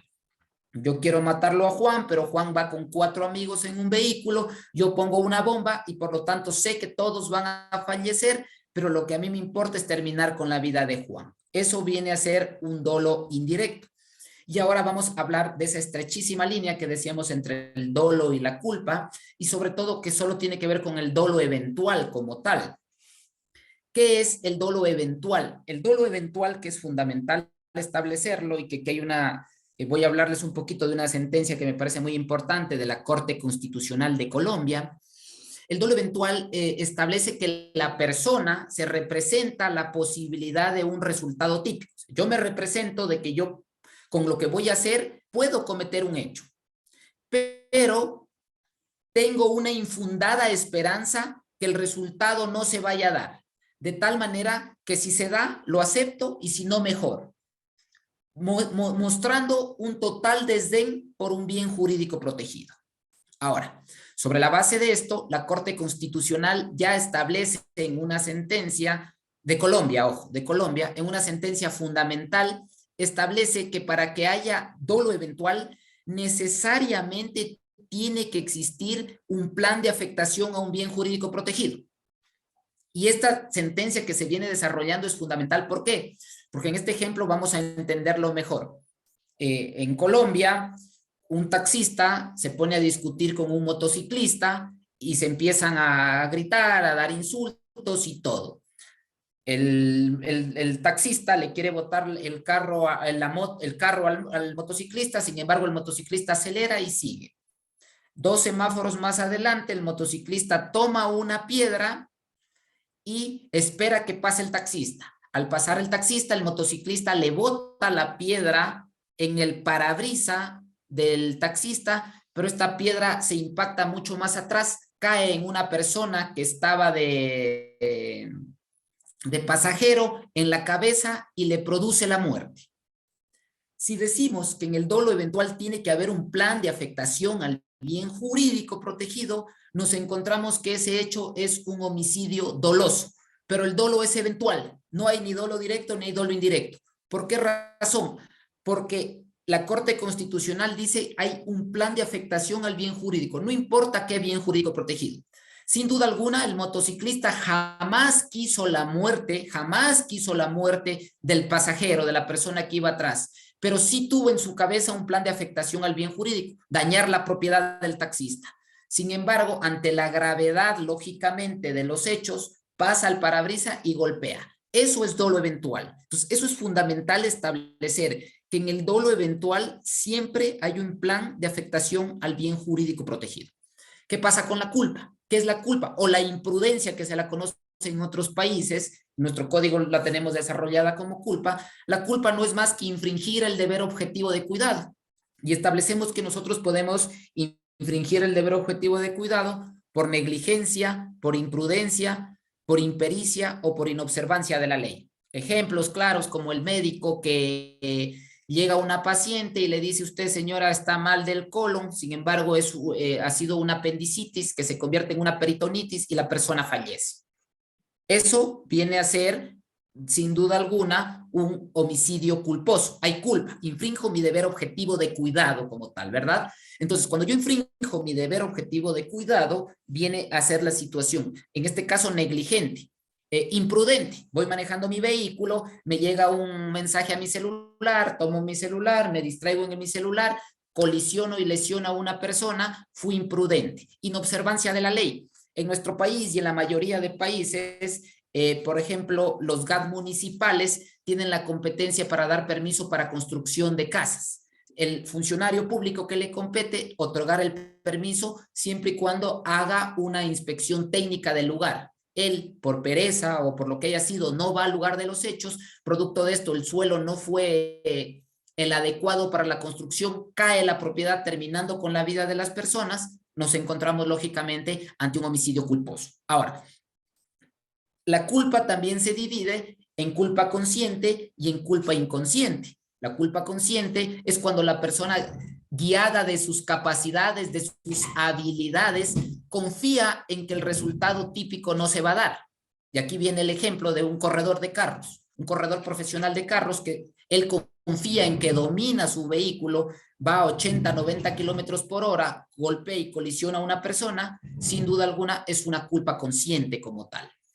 Y la culpa inconsciente, la persona no advierte que se puede dar ningún resultado lesivo, sin embargo se da. Yo estoy fumando a 10, 15 metros de la gasolinera y producto de ello se ha regado la gasolina, boto la colilla, prende, llega a la gasolinera y estalla esa gasolinera. Esa es una culpa inconsciente, sin duda alguna. Ahora, aquí quiero hacer énfasis a dos situaciones para no confundirnos. Yo hace un rato decía que cuando inicié a hablar sobre la tipicidad subjetiva del dolo y la culpa, decía claramente que el dolo y la culpa están en la cabeza del juez, del juez. ¿Por qué razón? Porque miren el ejemplo que les pongo ahora de culpa consciente. Yo domino mi vehículo, voy a 90, voy a 100 kilómetros por hora. ¿Por qué? Porque yo confío en que el resultado no se va a dar y colisiono contra alguien. Culpa consciente. Pero cuando en cambio yo decía como ejemplo, quiero matar a una persona y le golpeo con toda velocidad para matarla, dolo. Entonces, ¿qué me compete? Llegar a probarla en la cabeza del juez. ¿Actué con dolo o actué con culpa? Si yo actué con culpa, sin duda alguna, será mucho menor el tiempo de pena privativa haber actuado con dolo como tal. Y decía que hay una estrechísima línea entre el dolo eventual y la culpa consciente. ¿Qué lo diferencia? Que en el dolo eventual siempre hay un plan de afectación al bien jurídico. Yo ya tenía planificado cometer un hecho, no quise el resultado final, pero había un resultado de plan de afectación al bien jurídico. No pasa lo mismo con la culpa consciente, cuando yo, guiado de mis capacidades, confío que el resultado no se da, sin embargo se da. Entonces, eso hay que saber diferenciar porque eso es fundamental en cuanto a la tipicidad. En la tipicidad también estudiamos a la omisión dolosa. La omisión dolosa también es fundamental y aquí también tengo particularmente, coincido con la línea de Pablo Encalada Hidalgo, de recriminar otro hecho a la omisión dolosa. ¿Por qué razón? ¿Qué pasa con la omisión dolosa? ¿Qué es la omisión dolosa? La omisión dolosa es cuando una persona que tiene la obligación de que no se dé un resultado típico, prefiere que se dé siempre y cuando esté en posición de garante. O sea, no todos nosotros estamos en posición de garante, está claro. Yo salgo al frente, veo que la están robando a una persona, yo no hago nada, paso, no seré autor del, porque el dejar de hacerlo, vale hacerlo, sin duda alguna. Yo no seré autor del delito de robo por no haber ayudado a esa persona que le estaban robando. Veo al frente que alguien le están violando, yo no la conozco, no tengo nada que realizar, simplemente paso mi marcha, no seré responsable penalmente por un delito omisivo porque yo no tengo posición de garante. Claramente establece el Código Orgánico Integral Penal que quien tiene posición de garante y prefiere que se dé ese resultado, será responsable del hecho. Fuera diferente que yo soy policía nacional y lógicamente al ser yo policía nacional no hago nada y producto de ello se comete ese hecho delictivo. Entonces ahí sí actué por omisión dolosa. Pongamos un ejemplo para las personas que están aquí o que son de Ecuador, que fue de connotación nacional, el caso que pasó en Ibarra, cuando una persona de otra nacionalidad la tiene a su esposa o su conviviente o su pareja en unión de hecho con un cuchillo sobre su cuello y la está amenazando. Hay policías alrededor que no hacen nada y producto de no hacer nada, esta persona le corta el cuello y termina con la vida de esa persona. Sin duda alguna, los policías actuaron bajo una omisión dolosa y equivale a haberlo cometido como femicidio como tal. Entonces, eso es lo importante de la omisión dolosa. Pero yo decía que yo aquí tengo una crítica porque dice quien está en posición de garante, pero el Código Orgánico Integral Penal solo aduce a 4 bienes jurídicos: vida, salud, libertad e integridad personal. Entonces, yo tengo la obligación de asistir a una persona en esos 4 bienes jurídicos protegidos: vida, salud, libertad e integridad personal. Me planteo en mi cabeza un ejemplo para la academia que es importante. Yo considero que aquí pueden haber muchos juristas que se puede llevar de otra manera, pero para la academia y con base a lo que estamos justamente analizando, que es el principio de tipicidad, ¿qué pasa cuando yo trabajo en una empresa que yo tengo que siempre estar pasando un antivirus a un programa, porque caso contrario puede existir muchos robos a la empresa? Y sin embargo, yo omito dolosamente de pasar el antivirus para que otra persona robe. Actué bajo omisión dolosa. Si me voy al estricto apego de lo que establece la norma en el 28 del Código Orgánico Integral Penal, no me podrán juzgar por una omisión dolosa, porque claramente dice que actúa con omisión dolosa quien prefiere que sea un resultado típico cuando está en posición de garante y siempre que se trate de bienes, libertad, integridad personal, salud y vida. La propiedad no está dentro de esto, por lo tanto no sería susceptible penalmente. Ahora, como dicen en el adagio de los juristas, la pelea es peleando, habrá que pelearla porque no se puede dar como tal. Entonces, eso en cuanto a la omisión dolosa. También yo pudiera cometer delitos omisivos, sin duda alguna, sin necesidad de estar en posición de garante, pero solo lo puedo hacer cuando el tipo penal se encuentra redactado bajo la conducta omisiva, como por ejemplo en la defraudación tributaria, en la defraudación aduanera, cuando me dice la persona que omita realizar la declaración de sus tributos, la persona que omita declarar por aduana lo que ingrese. Entonces, ahí sí puedo cometer un delito bajo omisión, pero mía propia. ¿Por qué? Porque el tipo penal se encuentra redactado bajo esta conducta omisiva. Yo sé que yo para irme al exterior, yo no puedo traer más que un celular. Sin embargo, traigo 60 celulares en la maleta y no declaro, estoy cometiendo un delito omisivo, sin duda alguna. Pero no es necesario estar en posición de garante porque yo lo redacté y el tipo penal se encuentra como tal. Para terminar con la tipicidad como tal, que es la segunda categoría dogmática del delito, voy a hablarles un poquito del error de tipo. El error de tipo históricamente se le debe a Edipo. Edipo era una persona que de la antigua Grecia se iba a contraer matrimonio, pero no sabía que iba a contraer matrimonio con su madre. No la conocía y por lo tanto, lógicamente, anteriormente era penado las relaciones incestuosas. De aquí nace el error de tipo al establecer claramente que no tuvo el conocimiento que era su madre con quien se iba a casar y le perdonaron el proceso penal a Edipo al estar en un error de tipo. Entonces, nace históricamente así, se recogen las diferentes legislaciones y en nuestra legislación también se recoge el error de tipo, que viene a ser el error cuando yo actúo por error o por ignorancia. Cuando una persona, por error o por ignorancia debidamente comprobado, desconoce uno o varios elementos objetivos del tipo penal, si está a manera de error de tipo invencible, no hay responsabilidad penal. Recuerden los elementos objetivos del tipo penal: sujeto activo, sujeto pasivo, verbo rector, bien jurídico protegido, elemento necesario. Si yo desconozco uno o varios de los elementos objetivos del tipo penal, no habrá responsabilidad penal.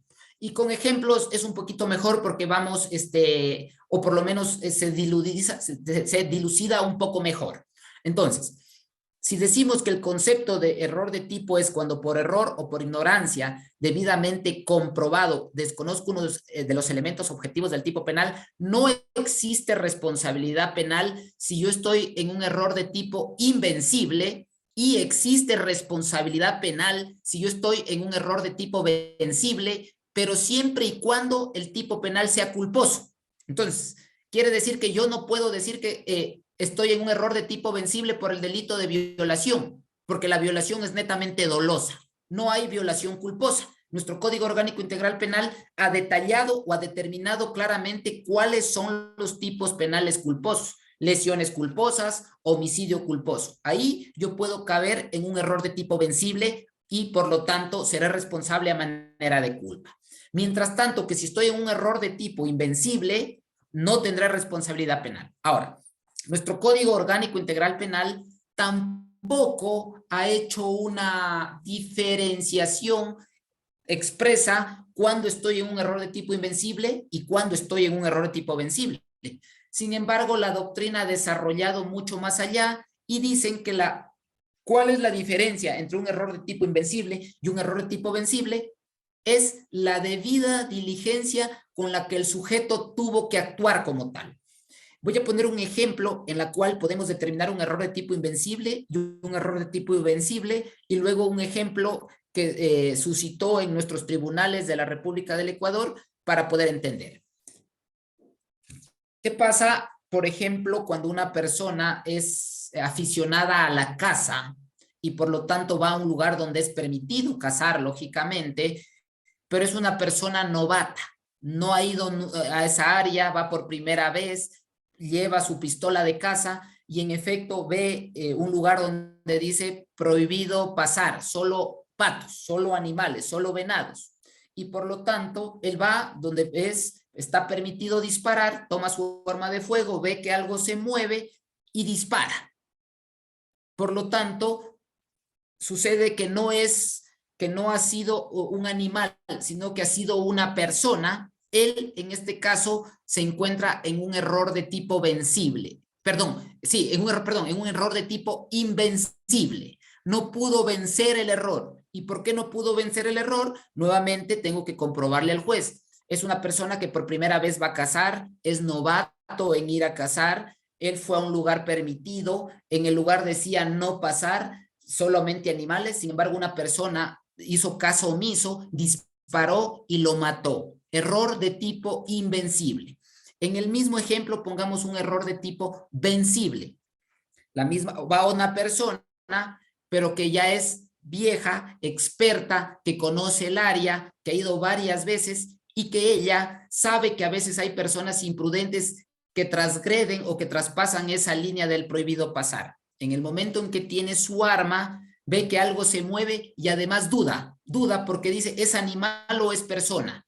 Entonces, en el momento en que duda, dispara, lógicamente él pudo haber vencido el error. Sin embargo, disparó, a eso se le denomina un error de tipo vencible, porque él tenía conocimiento del área, él sabía que hay personas que son imprudentes y aparte de ello, en el momento de disparar, se confundió, dudó entre persona y animal porque a lo mejor era más alto al disparar. Eso es un error de tipo vencible. Si es error de tipo vencible, tendrá responsabilidad penal a manera de delito culposo. Si es error de tipo invencible, no tendrá responsabilidad penal. Entonces, el error de tipo viene a ser otra causa que me excluye de responsabilidad penal. Así como en la conducta teníamos 3 causas legales y 2 doctrinarias, en el error de tipo tenemos una sola que se denomina error de tipo justamente. Ahora, perdón, en la tipicidad tenemos una que se denomina error de tipo. Ahora, podemos continuar un poquito más en cuanto al ejemplo que les decía que se suscitó en nuestro país. Era de una chica menor de edad, de 13 años, 11 meses. Recuerden ustedes que nuestro código establece que todo acto con o sin consentimiento perpetrado a una persona menor de 14 años es violación. Por lo tanto, esta señorita tenía 13 años, 11 meses y estaba en una discoteca hasta altas horas de la noche. Para ingresar, ingresa con una cédula falsa, a la discoteca, le presenta al guardia de seguridad, conoce a un chico mayor de edad, se gustan, 3, 4 de la mañana, salen a un motel, consuman el acto sexual y los padres desesperados van en busca de la menor. Lo localizan por el teléfono, la encuentran en un motel y sin duda alguna esta persona va aprendida un delito flagrante. Los encuentran en la intimidad y ella tenía 13 años, 11 meses. Al ser menor de 14 años, sin duda alguna se consuma el tipo penal de violación. En el proceso penal, una vez que se abre la investigación previa, el fiscal, al ser flagrante, anteriormente nadie podía estar más de 24 horas sin fórmula de juicio. Hoy con las reformas del 12 de mayo son 48 horas. En estas 24 horas, el fiscal formula cargos por el delito de violación, pero en el transcurso de la instrucción fiscal se logra determinar que en efecto la persona estaba en un error de tipo invencible, no pudo vencer el error. ¿Por qué? Porque en efecto esta chica estaba hasta las 4 de la mañana, en la discoteca, presentó una cédula falsa que supuestamente era mayor de edad y que lógicamente esta persona le indicó y no pudo vencer el error. La persona no tenía por qué constatar si era o no era falsa. Al aducirse estos hechos de la cédula falsa, de estar hasta las 4 de la mañana, fisiológicamente la persona aparentaba mayor edad, sin duda alguna la persona que consumó el acto sexual estaba en un error de tipo invencible. Al ser un error de tipo invencible, no tiene responsabilidad penal en cuanto a este hecho de haber cometido el delito de violación, que si me voy a lo que expresamente estipula el COIP, sería o cabería dentro de la tipicidad, pero al encontrarme en un error de tipo, me exime de responsabilidad penal. Eso en cuanto a la tipicidad. Yo quiero, disculpen que haga un paréntesis, quiero saber si puedo extenderme un poco más porque solo me faltan 2 categorías dogmáticas o solo tengo 1 hora para poder conversar. Las personas que están...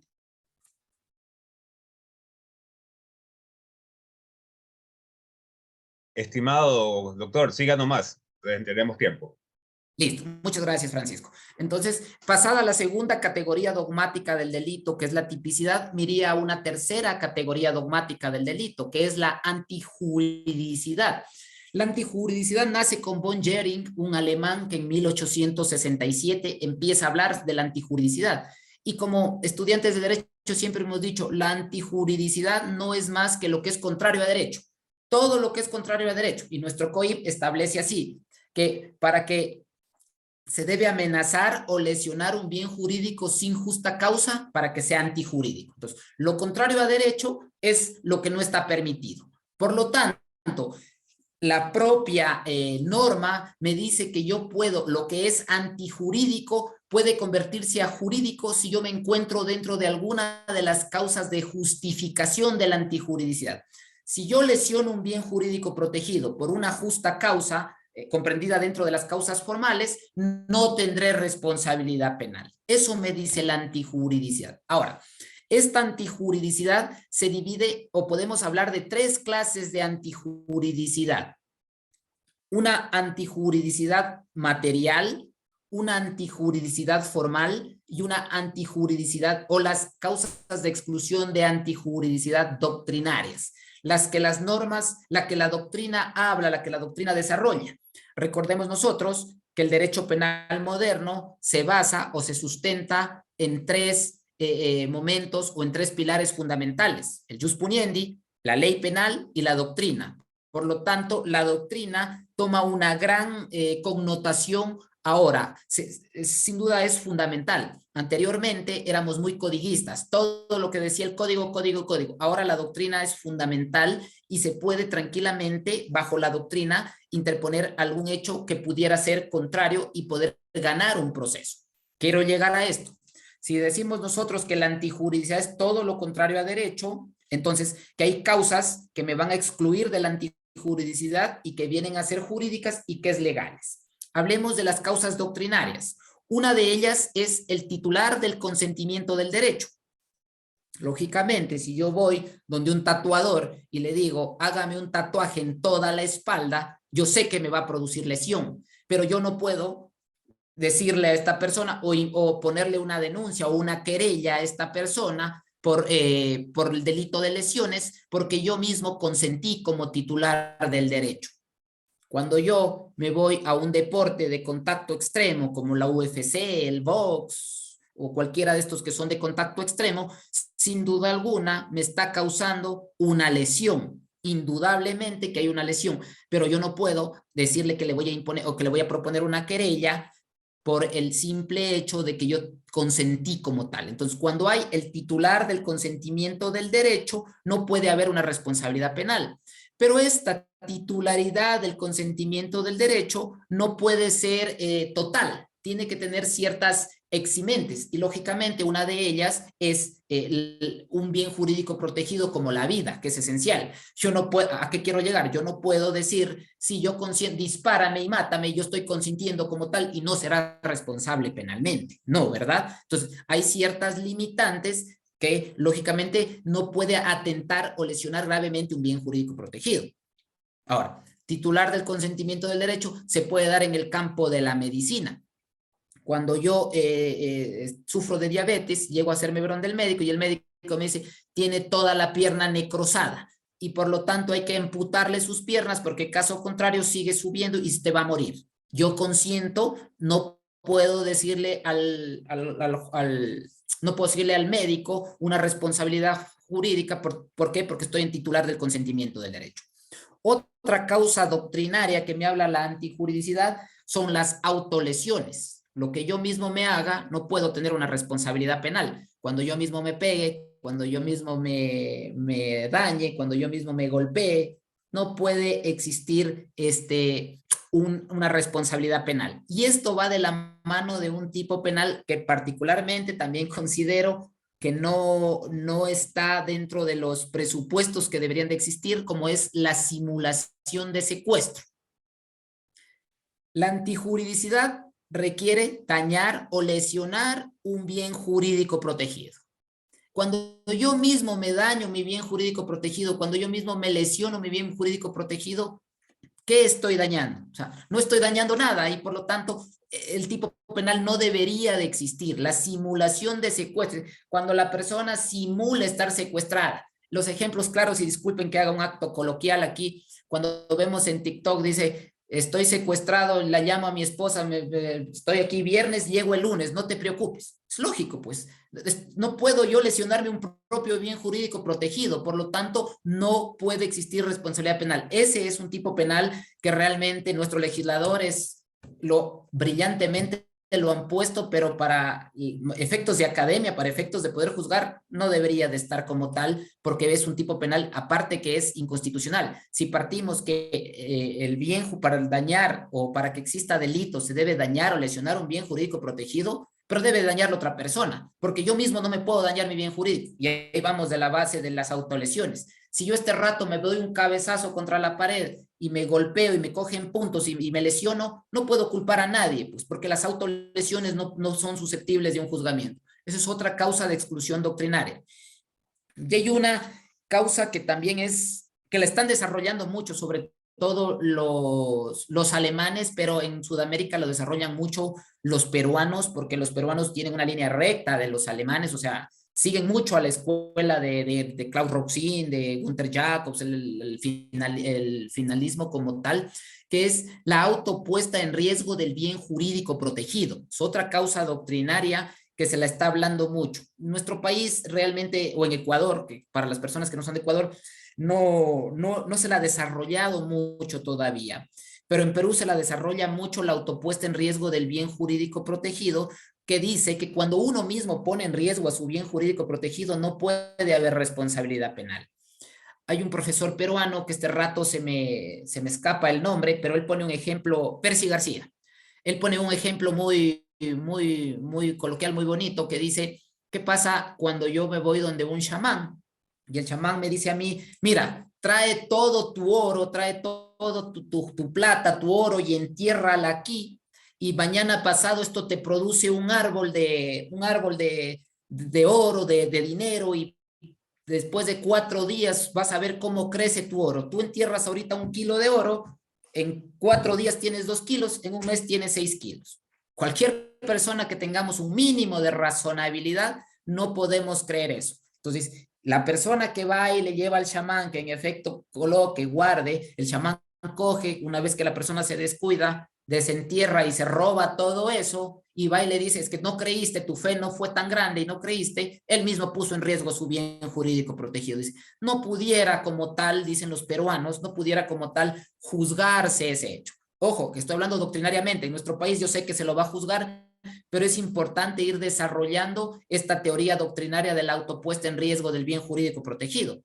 Sucede lo mismo con el hecho, por ejemplo, Quito-Guayaquil, ya hay vías de 4, 6 carriles, y cuando yo veo que hay muchos accidentes de tránsito, porque está permitido ir a 90 por hora, una vía de acceso rápido, ¿qué hace el Estado a través de los GAD? Dice, vamos a colocar un puente peatonal para que las personas no pongan en riesgo su bien jurídico protegido, pero sin embargo yo, por no querer subir las gradas, sigo pasando a través de la vía y la persona va dentro de los límites de velocidad permitidos a 90 por hora y lo atropella.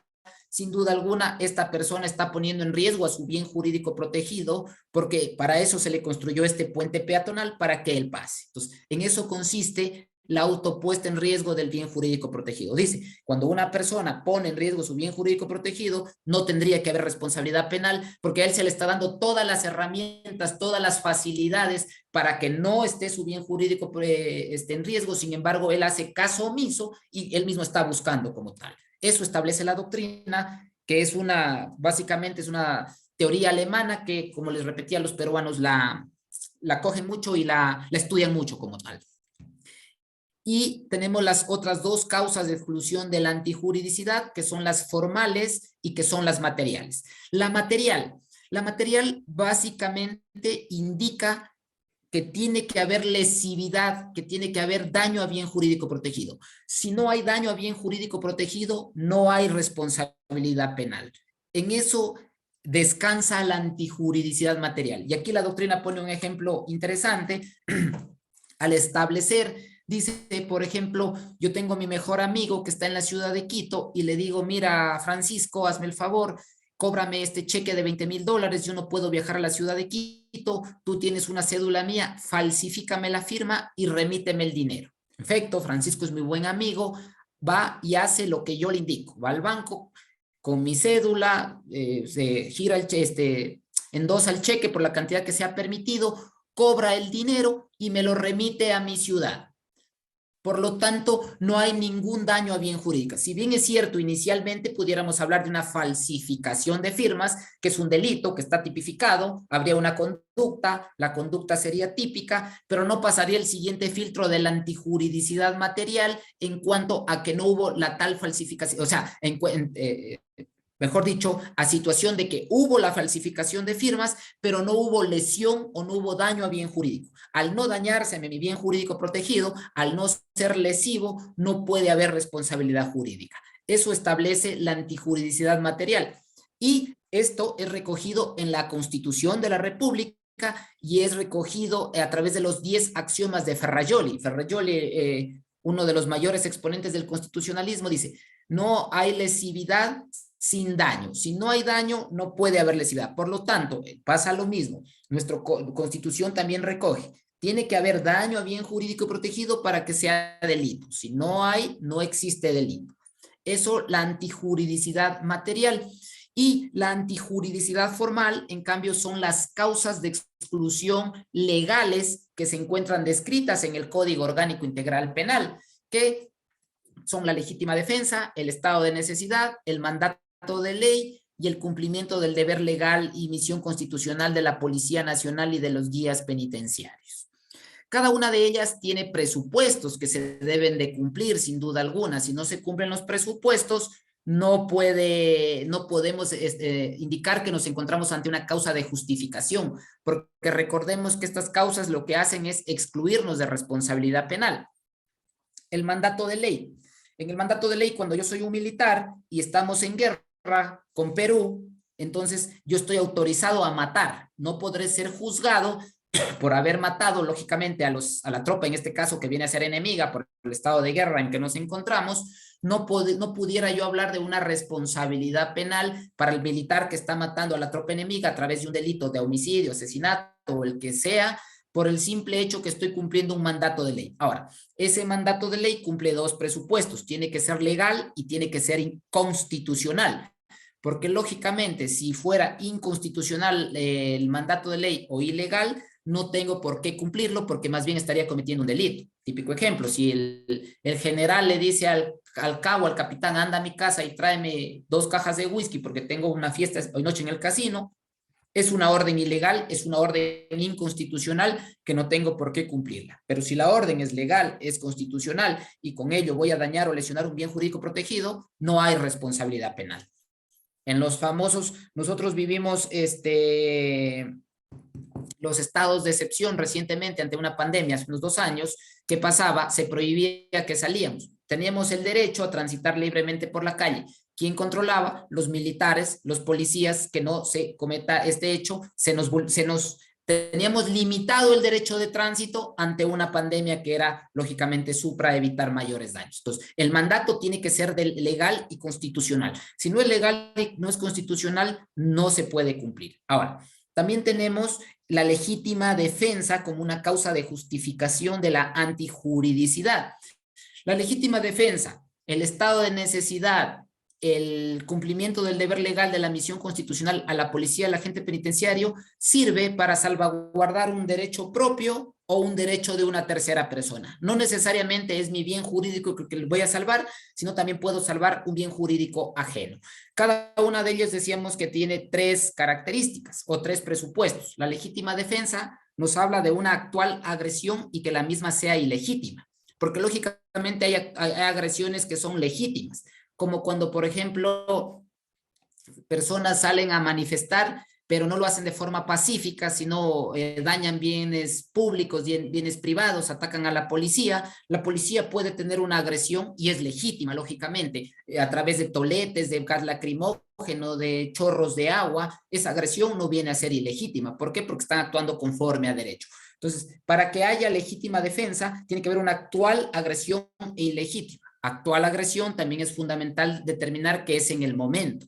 Si yo voy a un cuarto a tomar mi pistola para ir a matar a la persona que está agrediendo a mi mujer, ya pasó la actual agresión ilegítima. Primera circunstancia. 2, necesidad racional del medio empleado o necesidad racional de la defensa. Esto también es muy subjetivo y le queda al juzgador, porque lógicamente no quiere decir que tiene que ser pistola, pistola, piedra, piedra, palo, palo, sino que tendrá que ver cómo se dieron los hechos. Entonces, una legítima defensa, y primero el 3 para poner un ejemplo, y 3, falta de provocación suficiente por parte de quien está en defensa del derecho. Yo no le hago absolutamente nada a la persona y la persona viene y me agrede.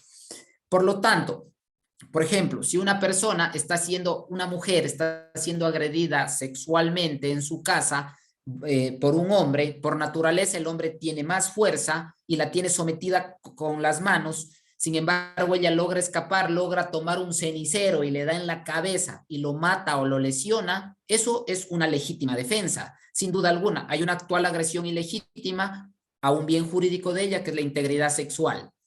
Necesidad racional de la defensa, decíamos, no es necesario que sea el mismo instrumento, sino que en este caso ella consiguió un palo, una piedra, lo que pudo para golpear su cabeza, y falta de provocación suficiente por parte de quien defiende el derecho. En este caso, se cumpliría con los presupuestos de la legítima defensa y por lo tanto no habría responsabilidad penal contra la persona que cometió ese hecho como tal. Otra causa de exclusión o de justificación de la antijuridicidad es el estado de necesidad.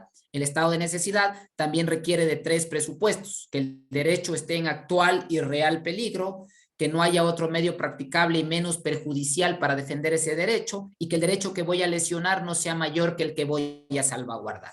Si cumple estos 3 presupuestos o estos 3 requisitos, también me encuentro ante un estado de necesidad y no habrá responsabilidad penal. El estado de necesidad, según la doctrina, se divide en 2, en un justificante y en un disculpante.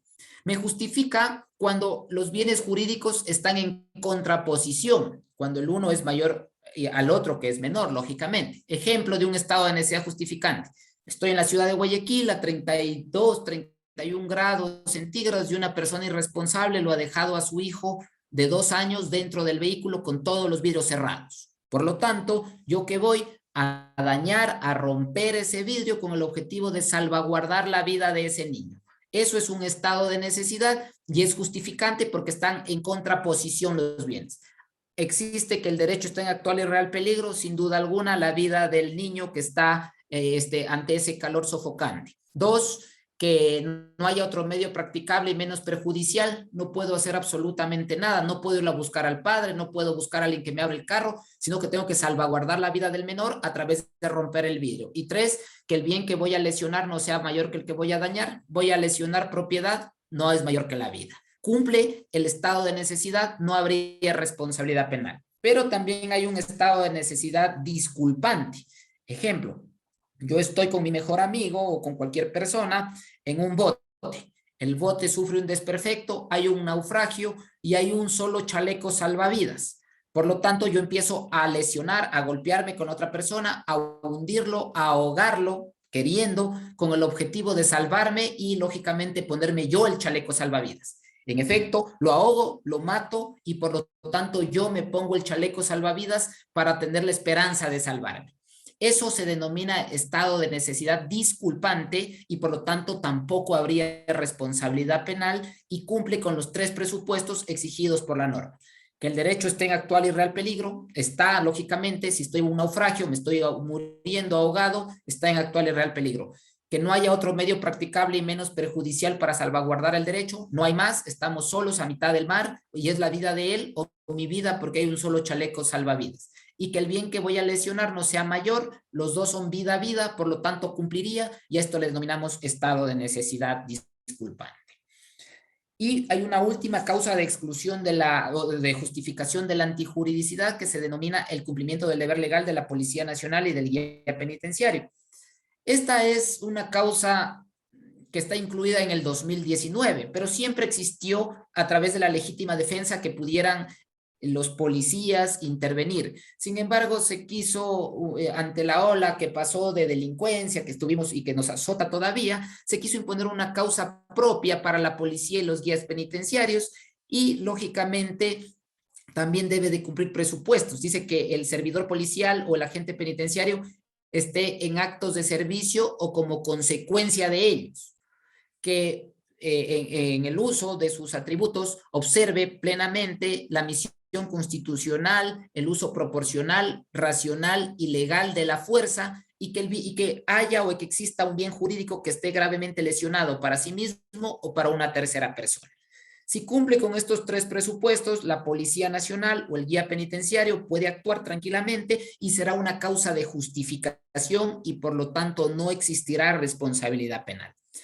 Además de ello, el propio código ya establece cuándo está como acto de servicio como consecuencia de ello y por lo tanto le dice, sin importar que usted esté franco, sin importar que usted esté de vacaciones, si usted ve y utiliza adecuadamente lo que establece la Constitución, el Código Orgánico Integral Penal y las leyes policiales, usted puede actuar y puede terminar con la vida de una persona o puede lesionar un bien jurídico y no será responsable penalmente si actúa bajo estas 3 circunstancias que dijimos anteriormente. Si usted las observa plenamente, no será responsable penalmente. A eso es importante señalar también, lógicamente, que según lo que establece nuestro Código Orgánico Integral Penal, hay una garantía fundamental para el policía o por el guía penitenciario que termina con la vida de una persona a través de una supuesta causa de justificación que podrá defenderse en libertad. No se le podrá imponer una medida cautelar de orden personal como es la prisión preventiva, sino que se deberá defender en libertad. Ahora, lógicamente que tienen que ser comprobadas las causales. Si no comprueba, lastimosamente no podrá otorgarse una de las causas de justificación. Todo lo que hablamos aquí, absolutamente todo, va de la mano de lo que establece la prueba. Llevar al convencimiento de los hechos al juzgador. Si yo puedo probar que actúe bajo legítima defensa, bajo estado de necesidad, bajo un cumplimiento del deber legal de la Policía Nacional y guía penitenciario, pues lógicamente no seré responsable penalmente. Pero si no puedo comprobar, tendré una responsabilidad dependiendo de cómo se lleve el proceso como tal. Y finalmente, para ir concluyendo ya esta pequeña conversatorio y disculpando si me excedí mucho en el tiempo, hablamos de la última categoría dogmática del delito. Entonces, cuando hay conducta, cuando hay tipicidad, cuando hay antijuridicidad, paso a la culpabilidad como última categoría dogmática del delito. La culpabilidad no es más que el juicio de reprochabilidad que yo le puedo hacer a la persona que ha cometido estos hechos como tal. Entonces, no a todas las personas le puedo hacer un juicio de reprochabilidad. Claramente el Código Orgánico Integral Penal establece lógicamente que para que una persona sea culpable debe ser imputable y actuar con conocimiento de la antijuridicidad. Quiere decir que si es inimputable y si no actúa con conocimiento de la antijuridicidad, no será responsable penalmente. ¿Y quiénes son inimputables según nuestro Código Orgánico Integral Penal? Los menores de 18 años de edad. Los menores de 18 años de edad no serán juzgados a través del COIP, sino que deberán de ser juzgados a través de medidas socioeducativas y serán juzgados a través de lo que establece el Código Orgánico de la Niñez y la Adolescencia por un juez de la niñez y la adolescencia. No son tampoco imputables las personas que sufren un trastorno mental debidamente comprobado, no serán responsables penalmente y lógicamente en cambio a ellos con el objetivo de evitar que se siga cometiendo actos que lesionen bienes jurídicos, deberá de imponérseles medidas de seguridad. Cierta parte de la doctrina aduce que es peor porque nunca tienen la esperanza de salir. La persona que cometió un delito tiene la esperanza de pagar una pena y salir en libertad, mientras estas personas no lo podrán hacer por el trastorno mental que tienen, como el esquizofrénico que escucha voces, mata y en efecto va y mata, habrá que imponer una medida de seguridad. Y aquí también es fundamental establecer un error, que es el error de prohibición. Entonces, el error de tipo, que era el error que lo estudiaba en la tipicidad, el error de prohibición, que lo estudia en la culpabilidad, el error de tipo, que se le denomina error de hecho, y el error de prohibición, que se le denomina error de derecho. ¿Qué es el error de prohibición? Dice que cuando una persona desconoce la ilicitud de su conducta, no será responsable penalmente. Cuando es invencible, cuando es vencible, será responsable a manera de pena atenuada. Igual lo diferencia la debida diligencia con la que debe de actuar el sujeto como tal. Ahora, aquí es fundamental y lógicamente muchos me podrán decir, pero el artículo 13 del Código Civil habla del principio de territorialidad, que la ignorancia de la ley no exime de responsabilidad penal, pero como se trata en juego de un bien jurídico fundamental como es la libertad de una persona, se ha tipificado y se ha establecido el error de prohibición que prima sobre el código como tal y el código, me refiero al principio de territorialidad, y se lo establece claramente. Entonces, cuando una persona, ¿qué quiere decir? Desconozco que lo que yo hacía era ilegal, no sabía por error o por ignorancia que lo que hacía era delito, no seré responsable penalmente. Más aún en nuestro país, donde el artículo 1 de la Constitución de la República del Ecuador determina que el Ecuador es un estado plurinacional, multiétnico y multicultural, por lo tanto establece que puede haber varias nacionalidades. Entonces, dentro de las prácticas normales, por ejemplo, de grupos no contactadas como los taraoemís, con los guaraníes, ellos tienen prácticas muy comunes, entre ellas, por ejemplo, defender su territorio a través de matar a otra persona. Pero ellos piensan que lo que hacen es legal, ellos piensan que lo que hacen está dentro del marco, que es lo correcto. No legal, pero sí dentro del marco de lo correcto, perdón. Por lo tanto, eso es un error de prohibición. Yo no pudiera juzgarlo a esa persona porque él pensaba que actuaba de una forma lícita, que lo que hacía era lo correcto, que era lo oportuno. Eso es un error de prohibición donde no será responsable penalmente. Entonces, por ejemplo, hay otros ejemplos que pone la doctrina. Una persona que en Holanda es permitido portar cualquier cantidad de sustancias psicotrópicas o tener cualquier cantidad. En nuestro país hay un cierto límite de acuerdo a una tabla. Si un holandés tiene más de las cantidades permitidas por la norma como tal, lógicamente que él pudiera decir que está en un error de prohibición, porque dentro de su país es normal consumir drogas y él puede tener todo. Pero ahí pudiera alegarse, por ejemplo, un error de prohibición vencible. Él pudo haber vencido el error, él pudo haber preguntado al ir en un aeropuerto, al estar acá y haber preguntado cuál es la cantidad permitida. Al no hacerlo, pudo haber estado en un error de prohibición vencible y será responsable con una pena atenuada. pero cuando hay un error de previsión invencible, donde yo no pude vencer ese error, no seré responsable penalmente.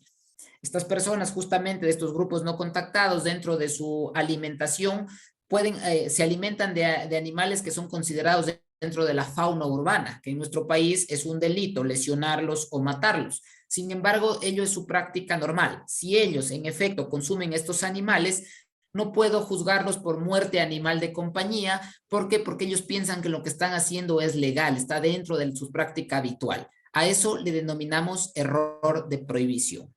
Hasta aquí es lo que yo puedo compartir con ustedes. Les agradezco mucho su atención.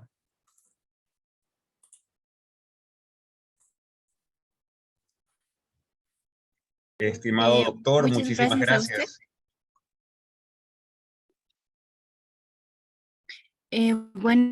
Antes de pasar a las preguntas, vamos a dar las gracias a nuestro estimado doctor Pablo José Castillas Álvarez por tan maravillosa ponencia. Muchas gracias, doctor. Y bueno, vamos a pasar a lo que son las preguntas.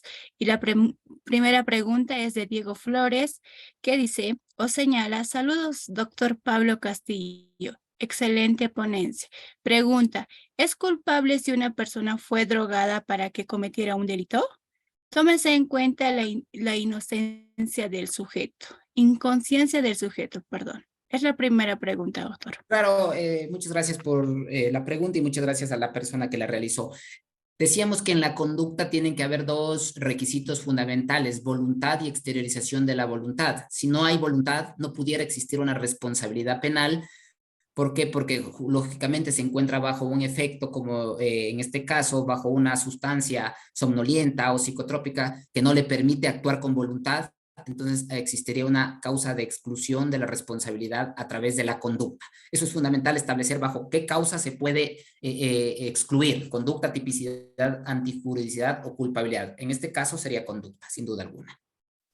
Muchas gracias, doctor.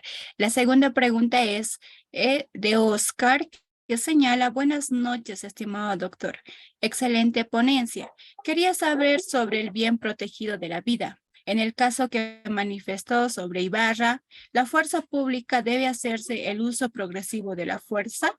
Sin embargo, al pasar de la verbalización, el uso del ordenamiento, ¿cuál sería su criterio jurídico, por favor?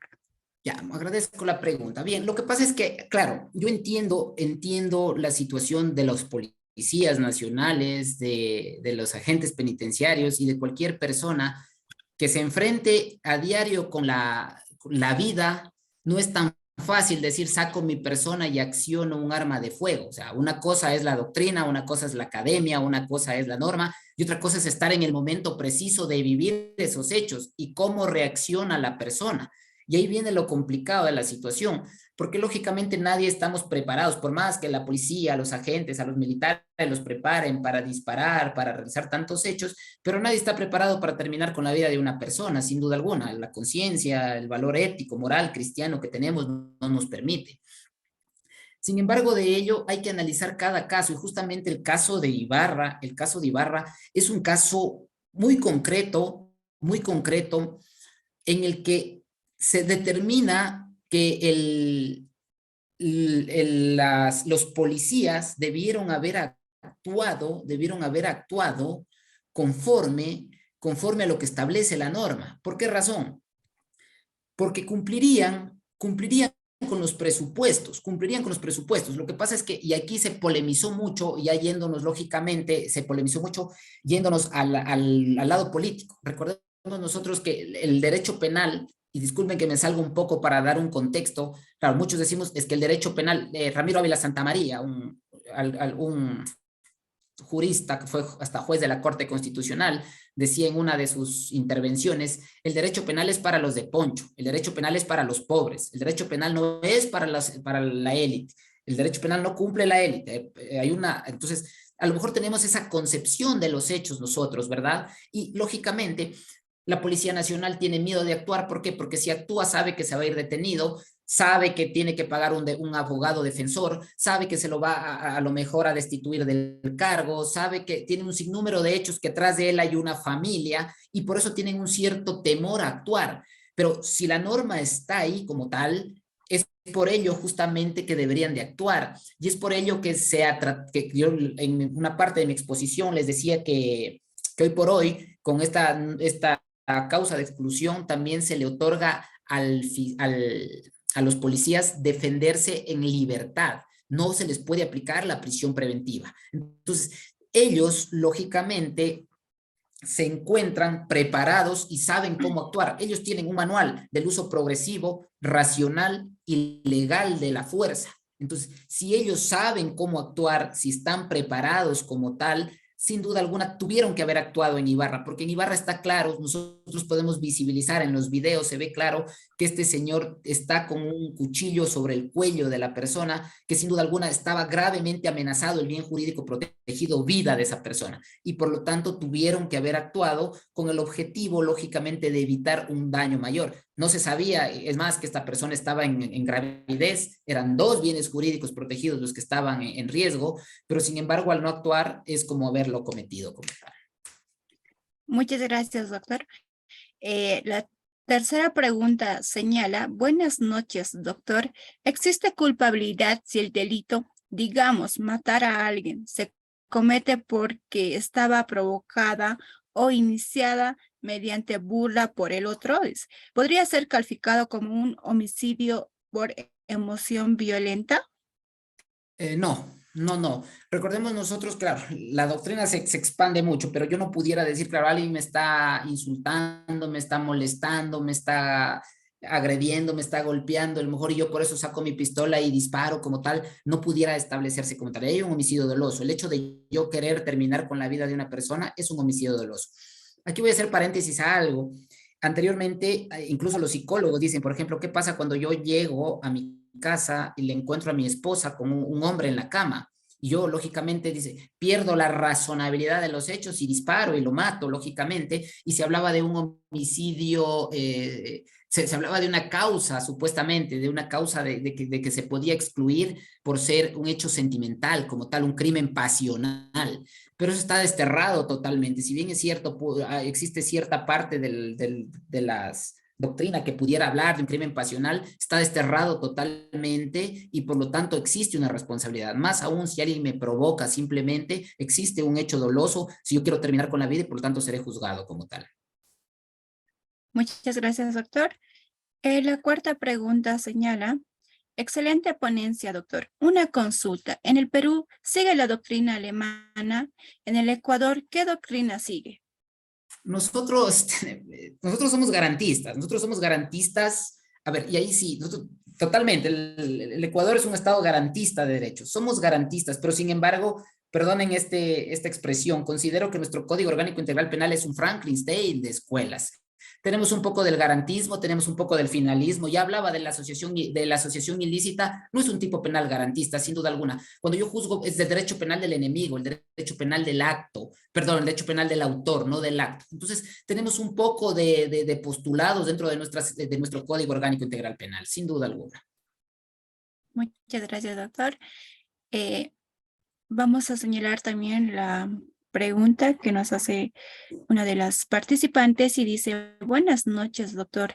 En caso del ciberacoso en las comunidades de aprendizaje, los artículos que tiene el Código Orgánico Penal solo me manifiesta el artículo 172 y en caso de delitos electrónicos el 396. Y en una controversia de cuarta clase contra la honra y dignidad de las personas. ¿Cuál es su criterio personal en caso de ciberacoso y qué artículo podré usar en caso de ser víctima? Ya, lo que pasa es que, a ver, primero, dentro de los tipos penales como tal, nosotros sabemos que el derecho evoluciona constantemente, el derecho no es estático y se cometen nuevos tipos penales a través de nuevas modalidades y por lo tanto justamente la importancia de sancionar, de tipificar nuevos tipos penales o de eximirlos como tal. Yo recuerdo que anteriormente en el Código del 39 estaba, por ejemplo, tipificado el homosexualismo como un delito. El homosexualismo dejó de ser delito, es aceptado por la sociedad y se excluyó. Estaba tipificado el duelo, que era esta situación de las dos personas que se retaban, se daban la espalda y el que primero disparaba, mataba, dejó de haber esa práctica y se extinguió el delito como tal. Así también es necesario tipificar nuevos tipos penales que van de la mano de la tecnología y sin duda alguna con la puesta en marcha del Internet, con la puesta en marcha de estas nuevas plataformas y de tantas y tantas situaciones, se debe de tipificar nuevos tipos penales que vayan acorde a las necesidades de la sociedad. El ciberacoso, sin duda alguna, es un hecho o un acto que va de la mano a través de un medio digital, telemático como tal, y que tal como lo indica la persona que preguntó, solamente ese tipo penal trata como tal. No existen otros tipos penales que lo traten y que por lo tanto habría que legislar y habría que primero habría que establecer claramente qué es un acoso. Entonces, ¿por qué? Tomando en cuenta que existen varios tipos de acoso, ¿no? Acoso, bueno, el que nos interesaría en este caso es el acoso sexual, porque el acoso laboral no va a estar tipificado, sino estará tipificado a través del código laboral. Pero ¿qué es un acoso sexual? Y aquí, por ejemplo, también se abre un abanico de situaciones, porque un acoso sexual, según nuestro Código Orgánico Integral Penal, el acoso sexual es cuando una persona solicita actos de naturaleza sexual para sí o para una tercera persona, prevaleciéndose de su superioridad, el profesor a sus alumnas, el jefe a su secretaria. Sin embargo, por ejemplo, justamente Perú, que hablan un poco de doctrinas, son bastante la línea alemana, ellos dicen que el hecho de en la calle que una persona esté insinuándose sobre ya otra persona pudiera ser considerado un acoso sexual, sin necesidad de que cumpla esta situación del acto de superioridad, sino que él simplemente a lo mejor incluso de estar viendo ya con, digamos, ojos hasta de un cierto morbo, vendría a considerarse acoso, pero sería muy subjetivo poder determinarlo y volvería a estar en la cabeza del juez y cómo yo le logro comprobar como tal. Muchas gracias, doctor, por la aclaración. Para ir finalizando, por favor, dos preguntas más, estimado doctor, y vamos a señalar la pregunta. Dice, mi pregunta dice, un grupo de manifestantes se encuentran ejerciendo el derecho a la resistencia, es decir, a través de una movilización. En ese momento llega la policía y empieza a lanzar bombas lacrimógenas y una bomba impacta en la cabeza de un manifestante y este fallece. ¿Es culpable el policía que disparó? Ya. Nuevamente, Maribel y la persona que hizo la pregunta, en derecho, el caso hipotético dista mucho del caso concreto y me puede prestar para muchas confusiones, porque el caso concreto yo analizo claramente cómo se dio cada uno de los hechos y con ello determino si existe o no existe responsabilidad. Si bien es cierto, tal como dice la persona que realiza la pregunta, el derecho a la resistencia, a la huelga, es un derecho consagrado en la Constitución. Yo tengo mi derecho a la huelga, tengo mi derecho a protestar y no se puede ser claudicado. Lo que yo no puedo es hacer actos violentos, vandálicos, atacar a bienes públicos, atacar a bienes privados y poner en riesgo a la sociedad. Ante ello, la Policía Nacional, que es quien por deber constitucional y legal tiene que brindar seguridad ciudadana, tiene que actuar y tiene que actuar con base justamente a esta causa que vimos en la antijuridicidad, que era el cumplimiento del deber legal de la misión constitucional a policías y guías penitenciarios, y que actúan como un segundo requisito haciendo un uso progresivo, proporcional y racional de la fuerza. Entonces, si está dentro de estos tres presupuestos, el uso progresivo, proporcional y racional de la fuerza y cumple con los otros dos requisitos, probablemente no exista responsabilidad penal. Pero si porque una persona lanza un palo, yo cojo, le lanzo el gas lacrimógeno y le cae en la cabeza, no existe un uso progresivo, proporcional y racional. Entonces, ellos tienen dentro de sus manuales cómo contrarrestar este hecho. Primero están con sus escudos, a lo mejor tolete, luego chorro de agua, luego bombas. Las bombas no las pueden lanzar al cuerpo, las lanzan al aire para que se disemine el gas y todo eso. Entonces, habría que analizar todo el contexto y sobre el contexto de ello poder determinar si existe responsabilidad o si está en una causa de justificación. Muchas gracias, doctor. La última pregunta, por favor. Y señala, buenas noches y muchas gracias, excelente ponencia. ¿Puede explicar sobre tipos penales en blanco y abiertos? ¿Y cuál es su opinión sobre la constitucionalidad de los mismos?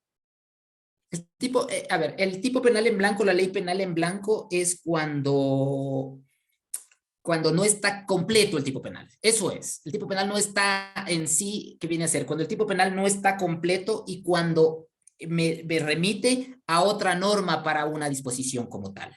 Entonces, nuestro Código Orgánico Integral Penal tenía muchos tipos penales. Ahora mismo ya lo modificaron, pero antes de la reforma recuerdo el artículo de ingresos prohibidos a centros de privación de libertad.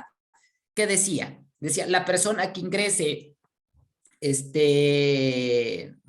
alcohol, celulares, drogas u otros objetos prohibidos. ¿Cuáles eran esos otros objetos prohibidos? Era un tipo penal en blanco, era un tipo penal abierto que no estaba claro. Entonces me remitía a otra norma, tenía que irme al manual, al instrumento, al catálogo o al reglamento que tenía el centro de rehabilitación para que me diga, tampoco puede ingresar pasta de dientes, jabón, máquinas de afeitar. Eso es un tipo penal en blanco. Entonces, sin duda alguna, es un tipo penal incompleto. Y si es un tipo penal incompleto, no sería un tipo constitucional. ¿Por qué? Porque la norma tiene que ser completa, tanto en el precepto como en la sanción. Va de la mano de lo que hablábamos de la tipicidad y del principio de legalidad. Si la norma es completa, yo puedo juzgar, pero si la norma es incompleta, no debería, porque me remite a otra normativa para establecer. Como por ejemplo, cuando me dice la persona que trafique y venda sustancias catalogadas sujetas a fiscalización. ¿Cuáles son esas sustancias sujetas catalogadas a fiscalización?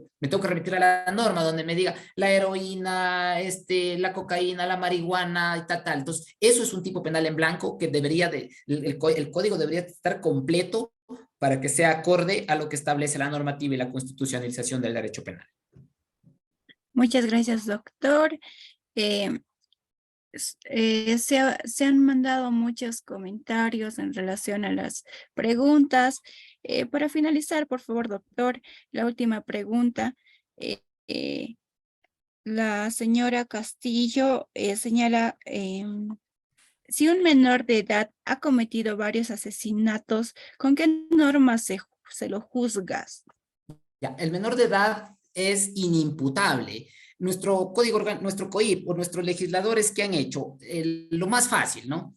Tenemos legislaciones donde ya los menores de edad son juzgados por la ley penal. En nuestro Código Orgánico Integral Penal, con base a la Convención del Niño, con base a algunas disposiciones normativas, se considera menor de edad a toda persona menor de 18 años. Por lo tanto, es menor de edad, sin importar si tiene 17 años, 11 meses, 29 días o 30 días, lo cual me parece a mí que en esto no va a influir en la capacidad de razonar lo que el menor hace. Sin embargo, nuestro legislador ha dicho así, tenemos que respetar que todo menor de 18 años de edad es inimputable. Ellos son juzgados a través del Código Orgánico de la Niñez y la Adolescencia y se les impone medidas socioeducativas. Un menor de edad no paga una pena privativa de libertad. Un ejemplo, es más, ellos pueden acogerse incluso a una justicia restaurativa. En los delitos sexuales, para los mayores de edad, no hay justicia restaurativa. Si yo cometí un hecho de abuso sexual, incluso ya ni siquiera puedo acogerme al procedimiento abreviado, sino que tengo que ir a través del procedimiento ordinario y pagaré la pena privativa impuesta como tal en el COIP. El menor de edad que comete un delito como abuso sexual puede acogerse a una justicia restaurativa. Restauro en algo a la víctima, le pago tanto de dinero y por lo tanto me voy a estar 4 o 5 meses en arresto domiciliario. Entonces, eso es lo fundamental de la situación de los que son juzgados a través del Código Orgánico de la Niñez y la Adolescencia. Son medidas socioeducativas, no son penas privativas de libertad. Los tiempos, los plazos cambian en cuanto, sin duda alguna, hay un fiscal, pues va con el tipo penal del COIP, pero se juzga con el Código Orgánico de la Niñez y la Adolescencia y juzga un juez de la niñez y la adolescencia y tienen algunos beneficios como esta justicia restaurativa que les decía. Doctor, Bueno, eso buenas sí. noches. En primer lugar, agradecerle por siempre acompañarnos en nuestros proyectos. Es un gusto que nos ayude con sus ponencias. Una consulta. El país necesita ya que se dé paso al libre consumo de ciertas sustancias o que se endurezcan más las penas. Clever, y gracias a usted por su invitación, con mucho gusto. Mi perspectiva como tal, mi perspectiva como tal, bueno, es una pregunta un poco complicada, pero sin embargo, yo no considero, particularmente, yo no considero que las penas primero sean más graves porque se ha demostrado que el populismo penal no nos lleva a nada. Entre penas más graves no se ha evitado como tal el cometimiento de los delitos, ¿no? Ya tenemos otras referencias en las cuales las penas son muy graves y la persona no por esto tiene miedo a infringir la norma penal. Sigue infringiendo la norma penal y al infringir la norma penal se sigue judicializando, penalizando, criminalizando y seguimos teniendo un hacinamiento carcelario terrible. Ahora, que quede libremente al consumo tampoco me parece que es lo correcto, ¿no? Me parece que más bien ahí va por un lado social, que realmente se trate de, desde la niñez, una educación a estas personas con el objetivo de poderlos sacar de ese mundo tan cruel como es las drogas, ¿no? Recordemos nosotros que estos data mucho problemas económicos, la migración, la falta de efectividad de los padres, la soledad, todo esto los lleva a estas personas que consumen a que se subsuman en este mundo, lo cual sin duda alguna se va cada vez agudizando. Entonces yo sí considero que más bien sería un problema social, pero a través de una verdadera política pública de Estado, no de gobierno, porque los gobiernos son temporales. Un gobierno viene y pone una política, viene el otro y la cambia, sino a través de una verdadera política pública de Estado que vaya a contrarrestar a través de un eje social y tratar de evitar, lógicamente, o de prevenir el consumo de estas sustancias que sin duda alguna hacen tanto daño a la sociedad.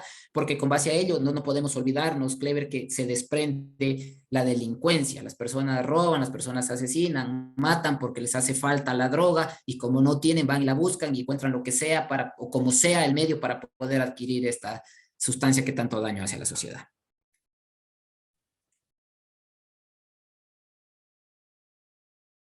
Eso es Clever.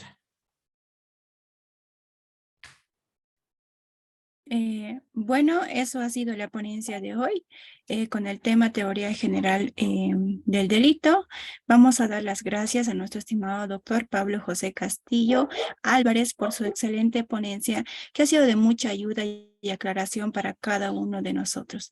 Muchas gracias y buenas noches, estimado doctor, y también buenas noches a los participantes. Vamos a dar por finalizado el diplomado de hoy, del 19 de junio del 2023. Muchas gracias y hasta luego. Gracias a ustedes, una feliz noche y espero podernos ver en una próxima oportunidad. Gracias por la paciencia. Espero que haya quedado claro. Muchas gracias, doctor. Hasta luego.